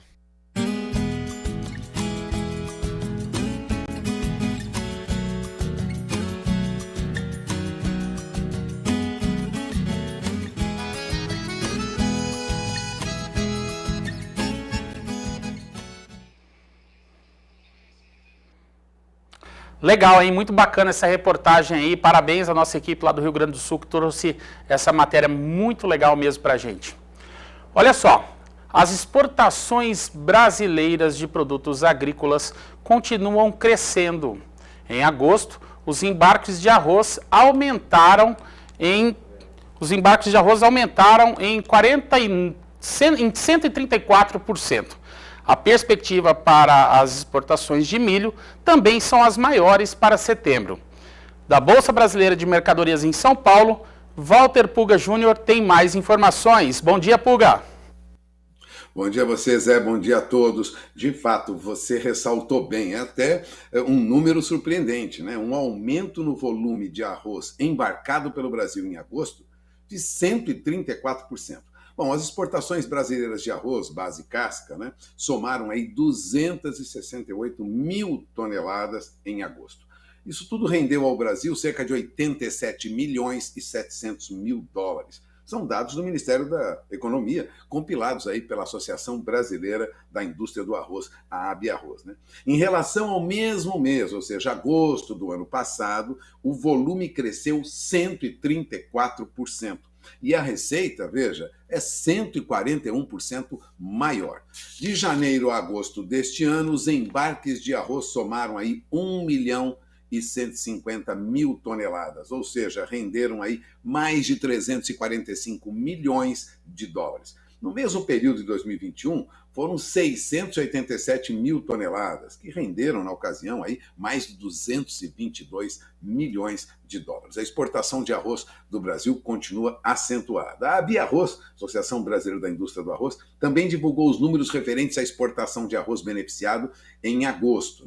Em agosto, especificamente, foram 27.700 toneladas, uma queda, no entanto, de 2,2%, quando comparado ao mesmo mês de 2021. Esse volume representou aí 9,98% do total vendido pelo Brasil. Então, a saída de arroz ainda continua muito forte. A receita com os embarques de arroz beneficiado somou aí 10 milhões de dólares aproximadamente, uma redução aí de 31%. Nesse caso, o valor representou 12,10% do total. Bom, no acumulado do ano, de janeiro a agosto, as exportações de arroz, e aí arroz beneficiado, não é base casca, totalizaram aí 341 mil toneladas, pouco mais do que isso, com divisas de 117 milhões e 800 mil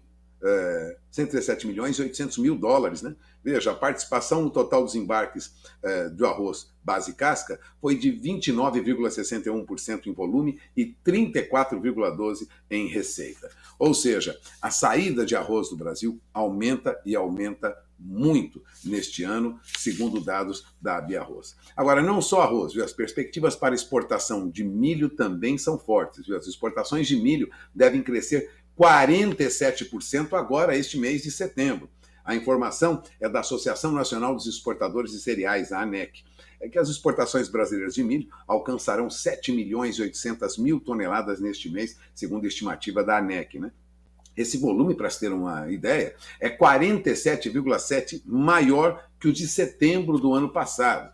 Ou seja, houve um aumento acentuado aí nas exportações. Farelo de soja também teve um aumento significativo nas exportações. As exportações de farelo de soja deverão somar 2.100.000 toneladas em setembro, ou seja, um aumento na exportação de farelo de soja de 44,5% em relação ao mesmo período, né, do ano passado, ou seja, entre setembro do ano passado comparado com setembro, agora a previsão é 44,5% maior. Apenas para a soja há uma perspectiva de redução. Para a soja, a ANEC prevê embarques de 4.400.000 toneladas, ou seja, neste mês de setembro, e caso se confirme, esse valor seria quase 5% menor para a soja do que embarcamos em setembro do ano passado. Mas as perspectivas, como se vê, é de crescimento das exportações brasileiras em vários produtos. Não é diferente para o arroz, lógico, e para o milho, o mercado tem agora para oferecer. Lógico, isso traz alguma preocupação para o consumidor brasileiro. O preço do arroz tende a subir, assim como o preço do milho tende a subir também, e isso, lógico, vai alterar as contas do criador, né? De quem trabalha com frango, com suíno e com bovino. Mas, ainda dentro do previsto, o país continua exportando muito e recebendo em dólares, dólar que, aliás, está valorizado, por isso estimula as nossas exportações. É com você, Zé.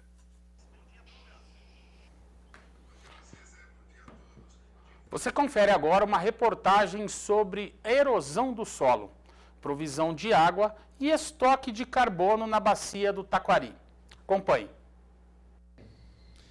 E o Agricultura BR está de volta e eu vim aqui para a área externa do pátio do Canal do Boi para falar sobre uma pauta muito interessante, um tema que traz resultados tanto para a pecuária quanto para a preservação ambiental.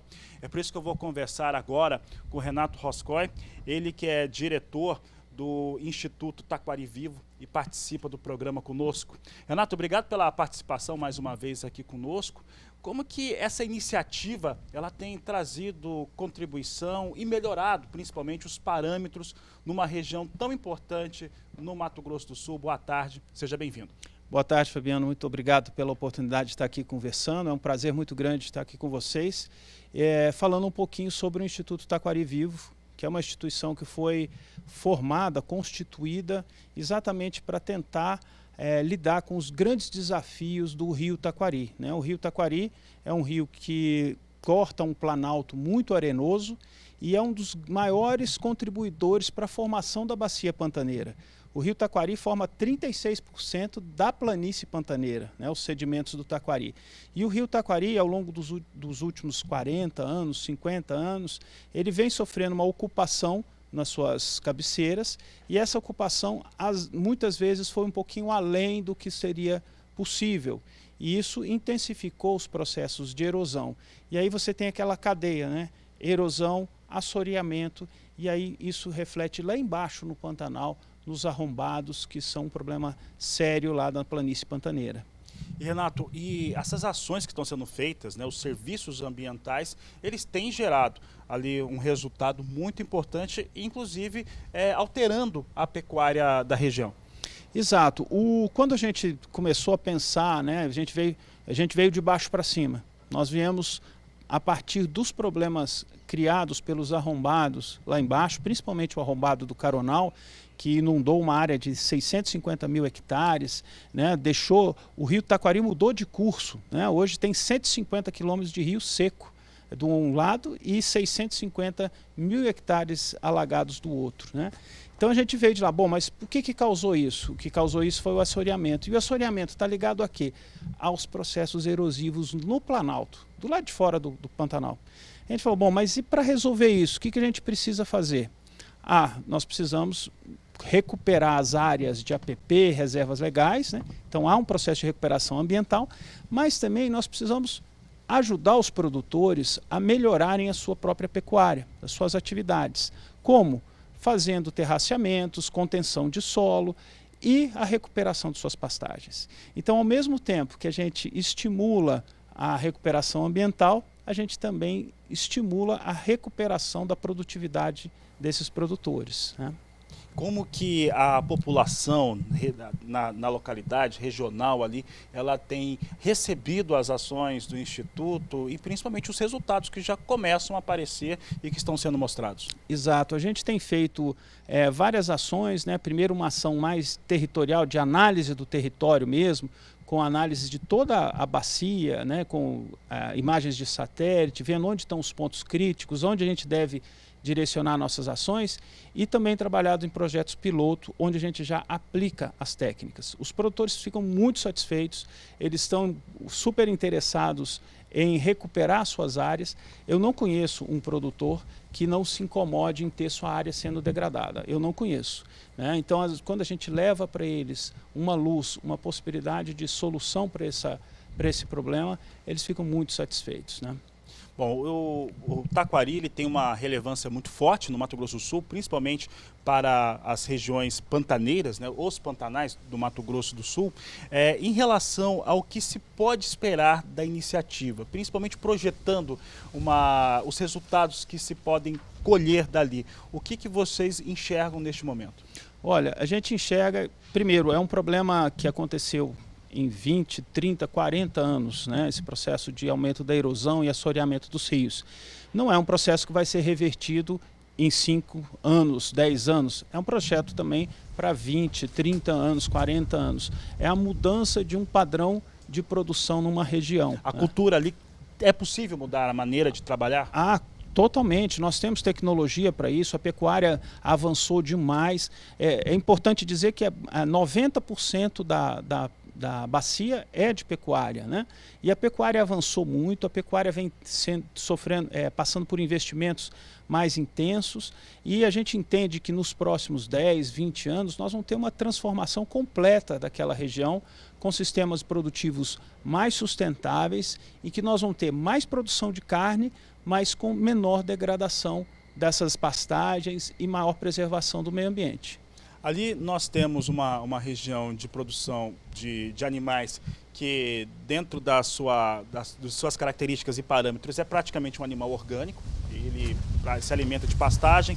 Tem toda a situação, né, que nós temos de de desenvolvimento da pecuária na região, que mostra uma característica importante, trabalhando junto com aquele meio ambiente, e tem agora essa questão da recuperação da região. É também um produto que sai dali diferenciado, Renato, que eu sei que você também atua nessa área. Sim, sim, é um produto que sai diferenciado.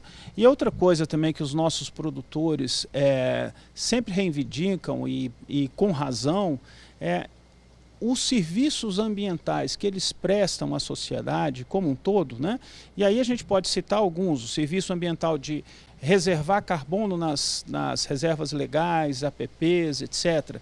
O serviço ambiental de preservar a água dentro da paisagem. Como é que é isso? Você tendo pastagens bem manejadas, terraços, curvas de nível, estradas bem desenhadas, você consegue que a água infiltre e permaneça dentro da paisagem, em vez de escorrer de uma vez, causar enxurradas fortes e erosão. Então tudo isso, a preservação da biodiversidade, tudo isso vem junto com o nosso produto. Então a partir do momento que a gente começa a mostrar essas coisas, o produtor entra num processo desse e consegue mostrar que o seu produto é produzido preservando as nascentes, preservando os nossos recursos hídricos, a biodiversidade e a água, né, sem contar do carbono, seguramente esses produtos são diferenciados. Tá certo, Renato, eu agradeço a sua participação aqui no Agricultura BR, no Canal do Boi, e desejo, claro, sucesso para a iniciativa que realmente traz resultados muito importantes para toda a sociedade. Eu que agradeço, e nós ficamos à disposição, o Instituto. Vamos para mais um intervalo comercial, mas antes eu quero lembrar que você pode acompanhar a nossa programação pelo site e Facebook do Canal do Boi e sba1.com. Estamos também na net e, claro, nos canais 190 e 690 e aos finais de semana o Canal do Boi pela Sky no canal 241 e o Agrocanal no 161. No próximo bloco, dando sequência à série de reportagens de Rosa Cabral, vamos conhecer uma plantação de bananas da espécie Prata Anã. Até já! Estamos de volta agora com imagens ao vivo da nossa capital morena, Campo Grande, Mato Grosso do Sul. A previsão para a cidade morena é de alerta para tempestade. O dia será marcado com períodos de chuvas e o volume de água previsto é de 20 milímetros. A temperatura deve oscilar entre a mínima de 18 graus e a máxima de 25 graus. Agora a gente volta com a Júlia Marques, que traz mais informações sobre a previsão do tempo no agroclima.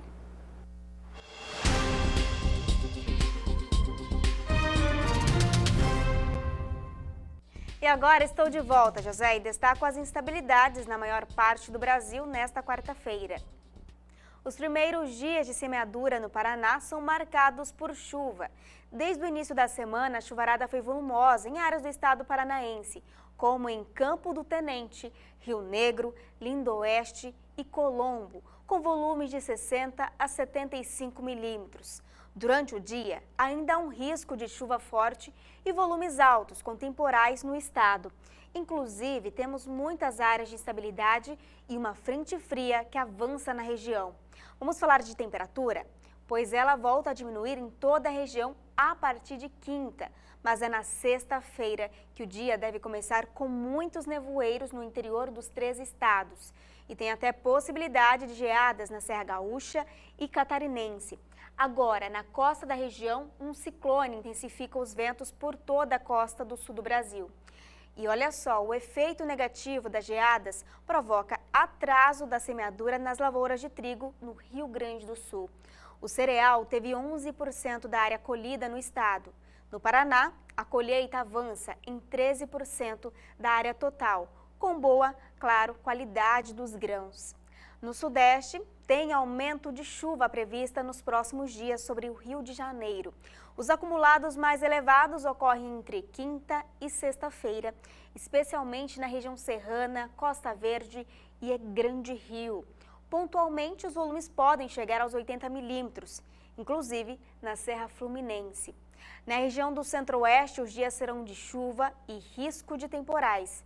O avanço de uma frente fria intensifica a condição para temporais em Mato Grosso do Sul, com acumulados altos e trovoadas a qualquer momento do dia.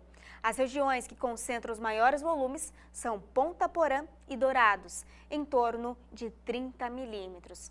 Além disso, a previsão indica retorno de uma chuva mais fraca e isolada sobre o sul de Goiás e quase todo o estado de Mato Grosso.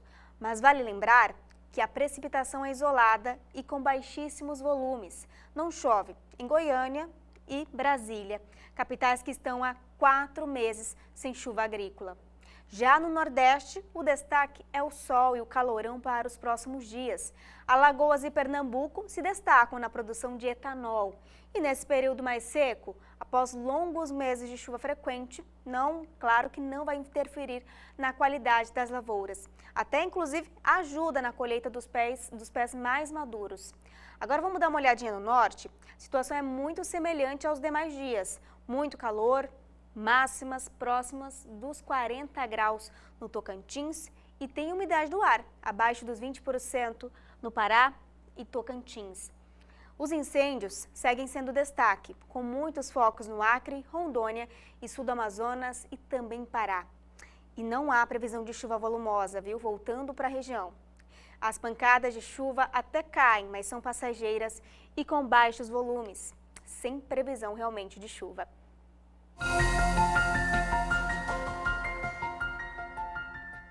Agora chegou a sua vez aqui no Agroclima. E a previsão do tempo hoje vai para o William, de Guajará-Mirim, Rondônia. William, muito obrigada por acompanhar a nossa programação. Vamos ver então a previsão aí na sua cidade? Hoje o dia será de sol, alternando com pancadas de chuva.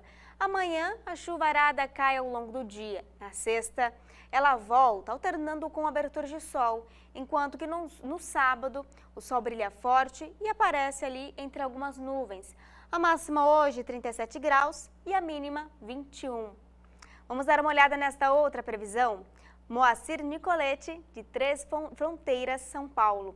Moacir, também agradeço sua participação por aqui, viu? Veja só, hoje, nos próximos 2 dias, a previsão é de sol, alternando com pancadas de chuva e possíveis trovoadas. Já no sábado, o sol volta a predominar. A máxima hoje, 36 graus e a mínima, 23.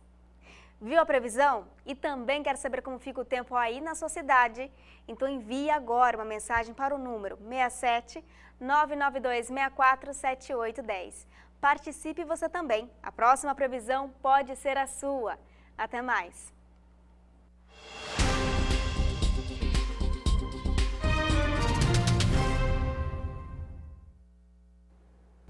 Agora, dando sequência à série de reportagens de andanças por Minas Gerais, vamos ver uma reportagem produzida pela Rosa Cabral sobre uma plantação de bananas da espécie Prata Anã. A reportagem foi produzida na Serra da Canastra.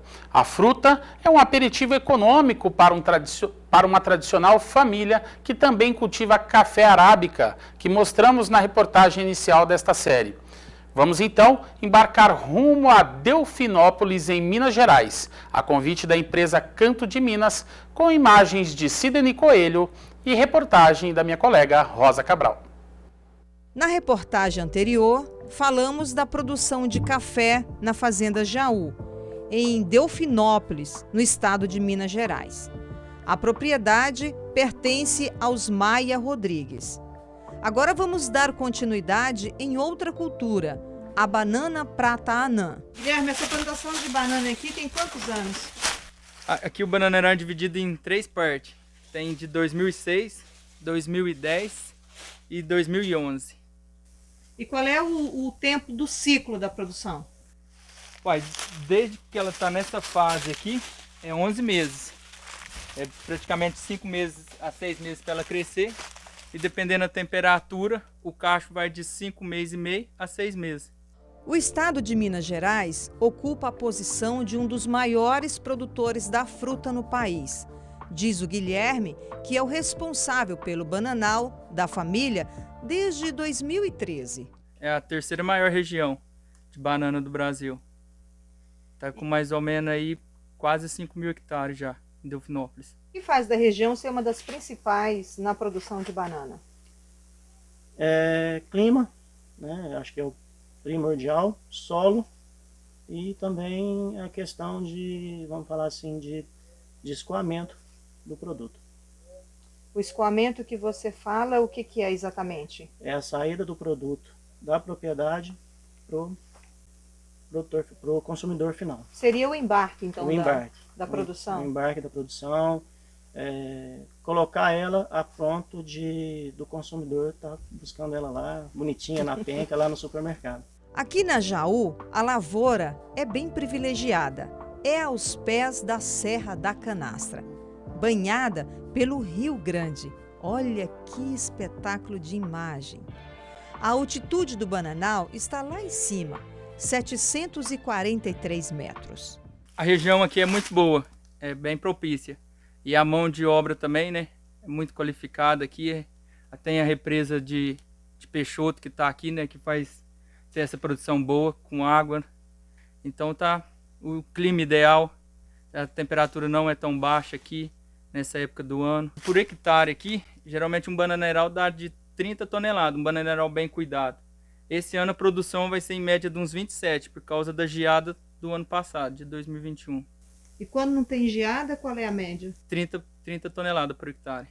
Como em toda cultura, com a banana não é diferente. É necessário fazer a correção de solo com aquele pacote conhecido das lavouras, calcário, gesso. As adubações são de acordo com o que pede a planta. Em relação à espécie da banana, cada uma recebe um tratamento diferenciado ou não? Não, toda cultura ela tem uma exigência. Então, assim, essa exigência ela é conduzida desde o plantio até a colheita. Então, tem todo um trato cultural, desde fitossanitário e a parte de solo, que é a correção que a gente já comentou, né? Então, tem que ter visitas periódicas, olhar a parte de doença, a parte de pragas, e tem que ter um acompanhamento aí no decorrer do ciclo da cultura. E qual é o tipo de praga que mais acomete a produção da bananeira?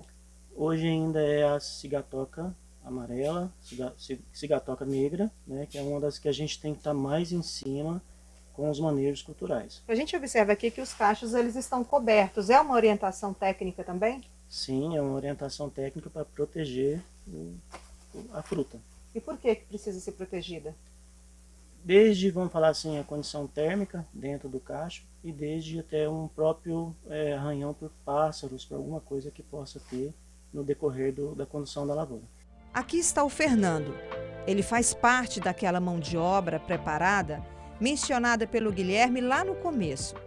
E ele me conta algo curioso que eu não sabia, gente. A banana é produzida em famílias, obedecendo uma hierarquia. Aqui é a avó, a filha e a neta. E o bananeiral você tem que conduzir ele sempre em linha reta aqui. Não pode deixar isso aqui, você pode ver que já está tirando essa daqui. Para o bananeiral não entortar para lá, para cá, seguir sempre esse caminho. E sempre você tem que plantar sentido como que o sol vem nascendo. Que aí ela vai seguindo o caminho certo. Você pode ver, os cachos nascem tudo para cá, né, onde que o sol pega. São uns cachos bonitos. A coloração dela, você vê, ó, bem nutrida. Tá bonita. E essa aqui é saborosa? Ah, eu acho que não tem igual não. Boa, não é boa, é docinha. Na base do pé da bananeira junta um acúmulo que parece uma sujeira, mas não é desleixo não. É proposital para ajudar a manter a proteína. Se largar muito limpo, aí tira a proteção do adubo, né, da bananeira. Que a própria folha é o adubo? Isso, vira um adubo também, né? Eles jogam um adubo aqui, tá vendo? Aí se limpar muito, aí o pé da bananeira fica desprotegido. Uhum. Não pode tirar muita folha também, né? Porque senão o cacho fica desprotegido para granar, né? O que é granar o cacho? O cacho granado é o cacho que já tá bom para ser despencado, né? No caso para vender, né? Igual aquele ali, ó, já tá quase na hora. E tudo tem um sistema, inclusive na hora de colher. Olha isso, colhe o cacho e, imediatamente, tem as folhas retiradas, ficando somente o tronco. Primeiro a gente fazer o primeiro corte aqui, de acordo com o tombamento, que não pode ser feito para lá, que senão estraga as coisas da próxima, da novinha, ou então se jogar para cá pode atingir a outra. Então ele tem que ser descido sentido sempre o lugar vago. Como que você seleciona o cacho? A gente começa pela grana dele, porque muitas vezes a banana está cheia de quina. Aí talvez se você cortar, talvez não dê nem uma segunda, nem uma terceirinha. Então, assim, ele pegando um padrão, a gente acaba vindo e selecionando eles de acordo com a vista mesmo, só pela visão. E esse aqui já tá bom, por exemplo? Sim, esse tá assim. Cortar. Pronto para ser entregue na carreta.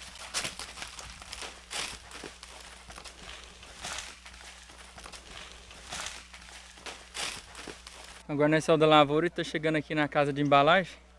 Aí aqui nós paramos os caminhão aqui, onde que eles ficam com a carroceria reta ali. Aí nós põe as caixas tudo ali. Depois é a parte da piscina, onde que tem o despencamento, que é a retirada das bananeiras da fruta, do talo. E depois a embalação, que embala para levar direto para o Ceasa já. E por que as frutas passam por esse procedimento da limpeza aqui na água? Porque a banana, quando ela chega, ela solta nódia por aqui. Aí a água já neutraliza isso. E nós aqui na água aqui nós colocamos o cloro e um sulfato de alumínio, que é para deixar a poeira, a sujeira descer e mandar ela com um padrão um pouco mais limpa para o Ceasa já. Diariamente a fazenda despacha 1.500 caixas da fruta. Além do mercado mineiro, a produção segue para outras regiões de São Paulo, Brasília, Rio Grande do Sul e o Rio de Janeiro. Mas não antes de passar por uma classificação. A de primeira tem que ter de 16 centímetros acima. Aí você pega uma fruta de segunda, ela tem de 12 a 15 centímetros. E tem uma classificação que se chama de terceirinha, que é abaixo de 12 centímetros. A valorização de mercado também muda? Muda. Hoje a de primeira aqui em Delfinópolis, a de primeira está R$ 2,10 e a de segunda está R$ 1,90. Mas o sabor é o mesmo? O sabor é o mesmo. Vou provar então a banana que, segundo os produtores, ela tem um teor de açúcar diferenciado. Vou provar.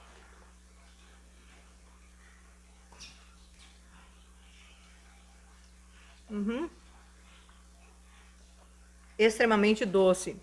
E eu quero chamar a atenção para a coloração. Essa banana aqui, ela foi amadurecida naturalmente.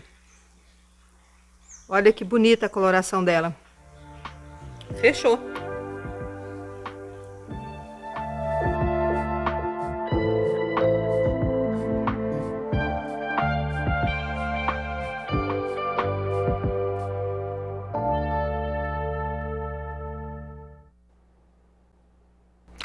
É isso aí, e agora nós vamos direto para a nossa redação, porque já está prontinha por ali a Paloma Ortega com as informações do dia de hoje do agronegócio. Bom dia, Paloma.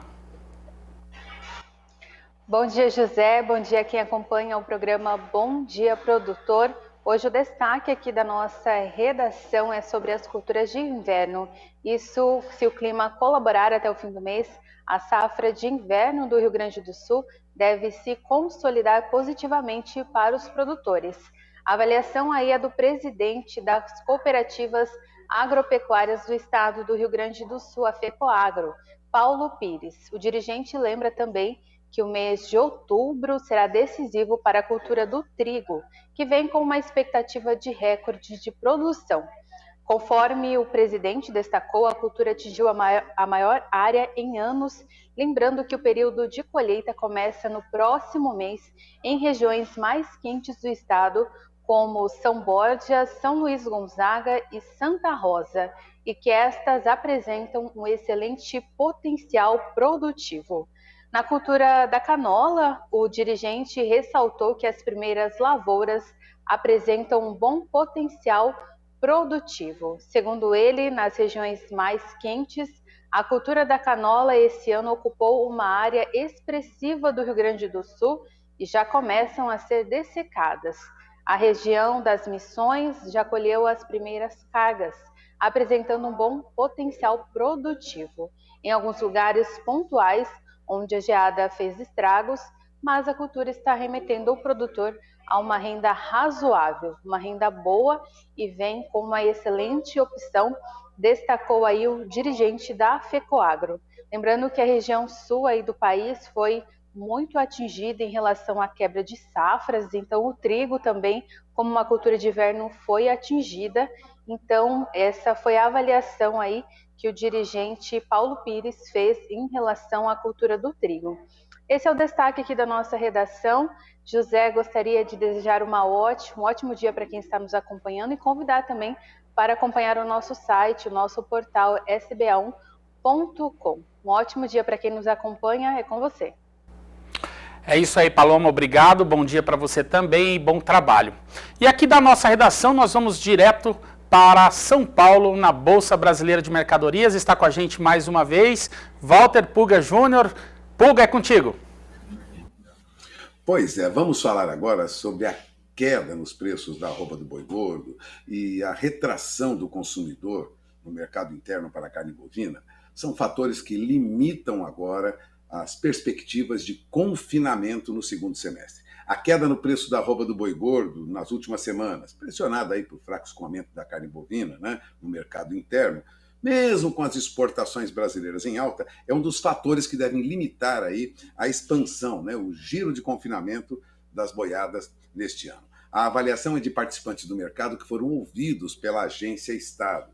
Bom, o gerente técnico nacional de confinamento da DSM, por exemplo, Hugo Cunha, aponta que, nos últimos 10 anos, a média de crescimento de animais confinados foi de 5%, com exceção de 2020 e 2021, quando a atividade evoluiu 4% aproximadamente. Para este ano, o aumento deve ser menor, o aumento deve ser de apenas 2%, passando de 6 milhões e 650 mil cabeças para 6 milhões e 800 mil animais, segundo Hugo Cunha, né? A DSM é uma multinacional que trata de nutrição animal e ela realiza entre os seus clientes todo ano um censo sobre a intenção de confinamento.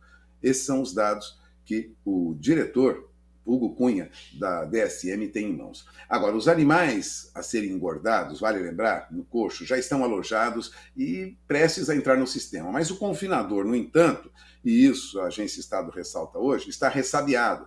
Segue de olho no principal dado da atividade, o indicador que faz com que o confinador tome a decisão. É o valor da arroba do boi gordo na Bolsa, na B3, que aponta cotações em contratos futuros de venda. Veja, embora o contrato com vencimento em outubro, que é o mais negociado até agora, tenha se encerrado ontem em alta de R$ 4,10 por arroba, frente aos dados de terça-feira, foi para R$ 313,60, a média negociada no vencimento de outubro nos últimos dias está abaixo disso, está na faixa de R$ 307 arroba, como lembrava Alcides Torres, da Scott Consultoria. Bom, o setor de confinamento projetava valores maiores para este contrato de outubro, valores entre R$ 330 e R$ 350 arroba, que seria aí, remunerador para a atividade, né? Bom, nem mesmo a queda dos preços do bezerro agora no segundo trimestre, né, que encerrou em junho, né, deste ano, vale lembrar que o bezerro recuou 13,5%,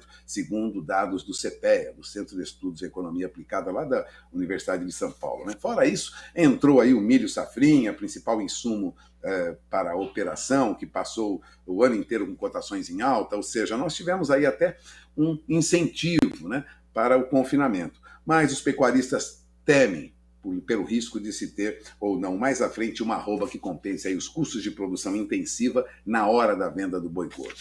Bom, importante lembrar que a B3 não está sinalizando um mercado futuro muito animador. Há um deságio em praças fora de São Paulo. Mesmo assim, não caiu tanto. Em Goiás, por exemplo, a referência para o boi gordo ainda está em R$ 260 arroba, enquanto uma diária no confinamento segue entre R$ 18 e R$ 20 por animal. Dessa forma, o custo seria de 250 e 260 até a terminação do boi em cerca de 3 meses. Por isso, o Cunha não vê estímulo para um segundo giro muito cheio. A perspectiva, lógico, é de crescimento, mas um crescimento menor no confinamento do que nós vimos em anos anteriores. Mas há uma possibilidade de reação, porque o CPEA já estima, daqui para frente, uma alta nos valores de negociação para a carne bovina no atacado, ou seja, se espera um aumento do consumo de carne bovina por parte do consumidor brasileiro, por conta da Copa do Mundo, por conta das festas de final de ano, 13º, e também esse auxílio emergencial que o governo tem concedido. Isso tudo deve elevar o consumo de carne bovina, segundo técnicos do CPEA, e os preços do boi gordo devem reagir acompanhando essa alta da carne bovina no atacado. Enquanto isso, já há expectativas de que a produção de leite também deve se recuperar nesse segundo semestre, viu? A indústria de leite longa-vida espera um aumento de 5% a 8% na produção de leite, ou seja, a captação deve subir, né? Bom, a indústria de leite longa-vida espera que a produção de leite cru nas fazendas cresça entre 5% e 8% neste segundo semestre, em relação àqueles 12 bilhões e 600 milhões de litros no mesmo período do ano passado, né? Os agentes que trabalham com produtos lácteos acreditam que o aumento da oferta de matéria-prima no campo deverá contribuir para a reversão dessa forte alta dos preços dos produtos lácteos, que ajuda aí a pressionar a inflação nos últimos meses, ou seja, que elevou a inflação, os preços, né, de modo geral. Bom, se a captação de leite mantiver o ritmo de crescimento nos últimos 3 meses, o país poderá recuperar o volume de 1 bilhão de litros que produziu a menos entre janeiro e junho, lembrava Laércio Barbosa, presidente da Associação Brasileira de Indústria de Lácteos Longa-Vida. Essa entidade responde por 90% do leite UHT que é produzido no país. Bom, o mercado está de olho, na verdade, no índice de captação de leite, de laticínios, elaborado mensalmente pelo CPEA, né? O indicador mudou de direção já em maio, depois de uma sequência de quedas em dezembro passado. Para se ter uma ideia, em julho, dado mais recente apurado pelo CPEA, o indicador teve alta de 6,34% sobre o mês anterior. Ou seja, há aí uma oferta maior de leite já aguardada daqui para frente. É esperar para conferir, mas a perspectiva é essa. Agora são 9h24, horário de Brasília. Vamos falar de mercado financeiro, porque ontem os dados sobre a inflação nos Estados Unidos causaram um espanto no mercado, uma reação negativa. Já há apostas de que nos Estados Unidos é possível que a taxa básica de juros suba até 1 ponto percentual. Essa decisão deverá ser tomada agora, no próximo dia 21, pelo Banco Central dos Estados Unidos, o Federal Reserve, e lógico, se isso ocorrer, haverá uma procura maior por dólares no mundo e um carregamento, vamos dizer assim, de dólares para o mercado americano em busca de juros melhores. Os contratos futuros dos chamados Fed Funds, né, que são usados pelos investidores para avaliar as apostas na política monetária do Federal Reserve, passaram a indicar uma probabilidade, veja, de 18% de um aumento de 1 ponto percentual na taxa básica de juros nos Estados Unidos, que vai ocorrer, vai ser decidido agora na próxima semana, né? O índice de preços ao consumidor lá nos Estados Unidos indicou uma inflação de 0,10% em agosto, em comparação com o mês anterior, acelerando aí aquela, vamos dizer, contrariando a expectativa dos economistas, que, ouvidos aí pelo The Wall Street Journal, esperavam até uma queda de 0,10% na inflação. Não foi o que ocorreu. Por conta disso, as bolsas vieram em forte baixa lá fora e contaminaram a bolsa brasileira. Mas, pior do que isso, trouxe o dólar numa alta firme após os dados de inflação nos Estados Unidos. A inflação anual nos Estados Unidos está em 8,3%. Isso, lógico, causa aí uma mudança no cenário, a atividade, as decisões do Federal Reserve não resultaram em quedas mais acentuadas para a inflação, ao contrário, ela continua forte no mercado americano, e isso trouxe o nosso dólar ontem em forte alta de 1,79%, acima no fechamento de R$ 5,18, perto de 5,19. Mas agora o dólar vem em queda. Depois de passar, logo no início da abertura dos negócios aí, de R$ 5,19, o dólar cai agora para R$ 5,17 mais 90, tem uma queda de 0,16%. Mas o dólar não perde valor só frente ao real, não. Lá fora, o índice dólar também vem em queda. Agora uma queda de 0,20%, considerando o índice dólar, que é uma referência para o mercado, o dólar lá fora cai para 109.312 pontos. Agora tem uma baixa de 0,20%.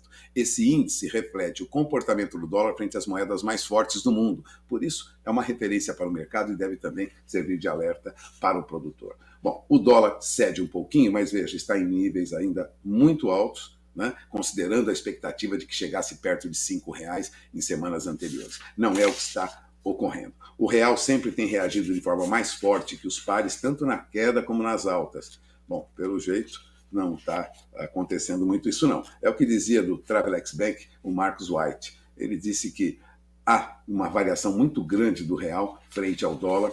Isso tem ocorrido recentemente, altas acentuadas e quedas acentuadas. Não é o que está ocorrendo hoje, o dólar se mantém aí na faixa de 5,17. Agora, o que acontece com o nosso índice Bovespa? Bom, a nossa bolsa ontem recuou para os 110 mil pontos, apenas 2 papéis negociados na bolsa tiveram alta. O fato é que nós tivemos uma queda de 2,30% no nosso índice Bovespa, que é o índice de referência da Bolsa Brasileira, contaminado aí por quedas que ocorreram também no exterior, né? Bom, houve uma queda firme, porque também lá fora, veja, em Wall Street, o Standard & Poor's 500, que é referência para o mercado americano, caiu 4,32%. O índice Dow Jones, também referência para o mercado americano e mundial, teve perda de quase 4%. E a Nasdaq derreteu 5,16%. Resumindo, a nossa bolsa cedeu, contaminada também por um movimento negativo lá fora. Inflação nos Estados Unidos mexe com o seu negócio. Esse é o alerta. É com você, Zé. Tá certo, Pulga. Obrigado pela sua participação com a gente aqui no Bom Dia Produtor. Um bom dia e bom trabalho para você aí. E com essas informações, o Bom Dia Produtor vai ficando por aqui. Eu quero lembrar a você que logo mais o programa vai estar disponível no nosso canal no YouTube.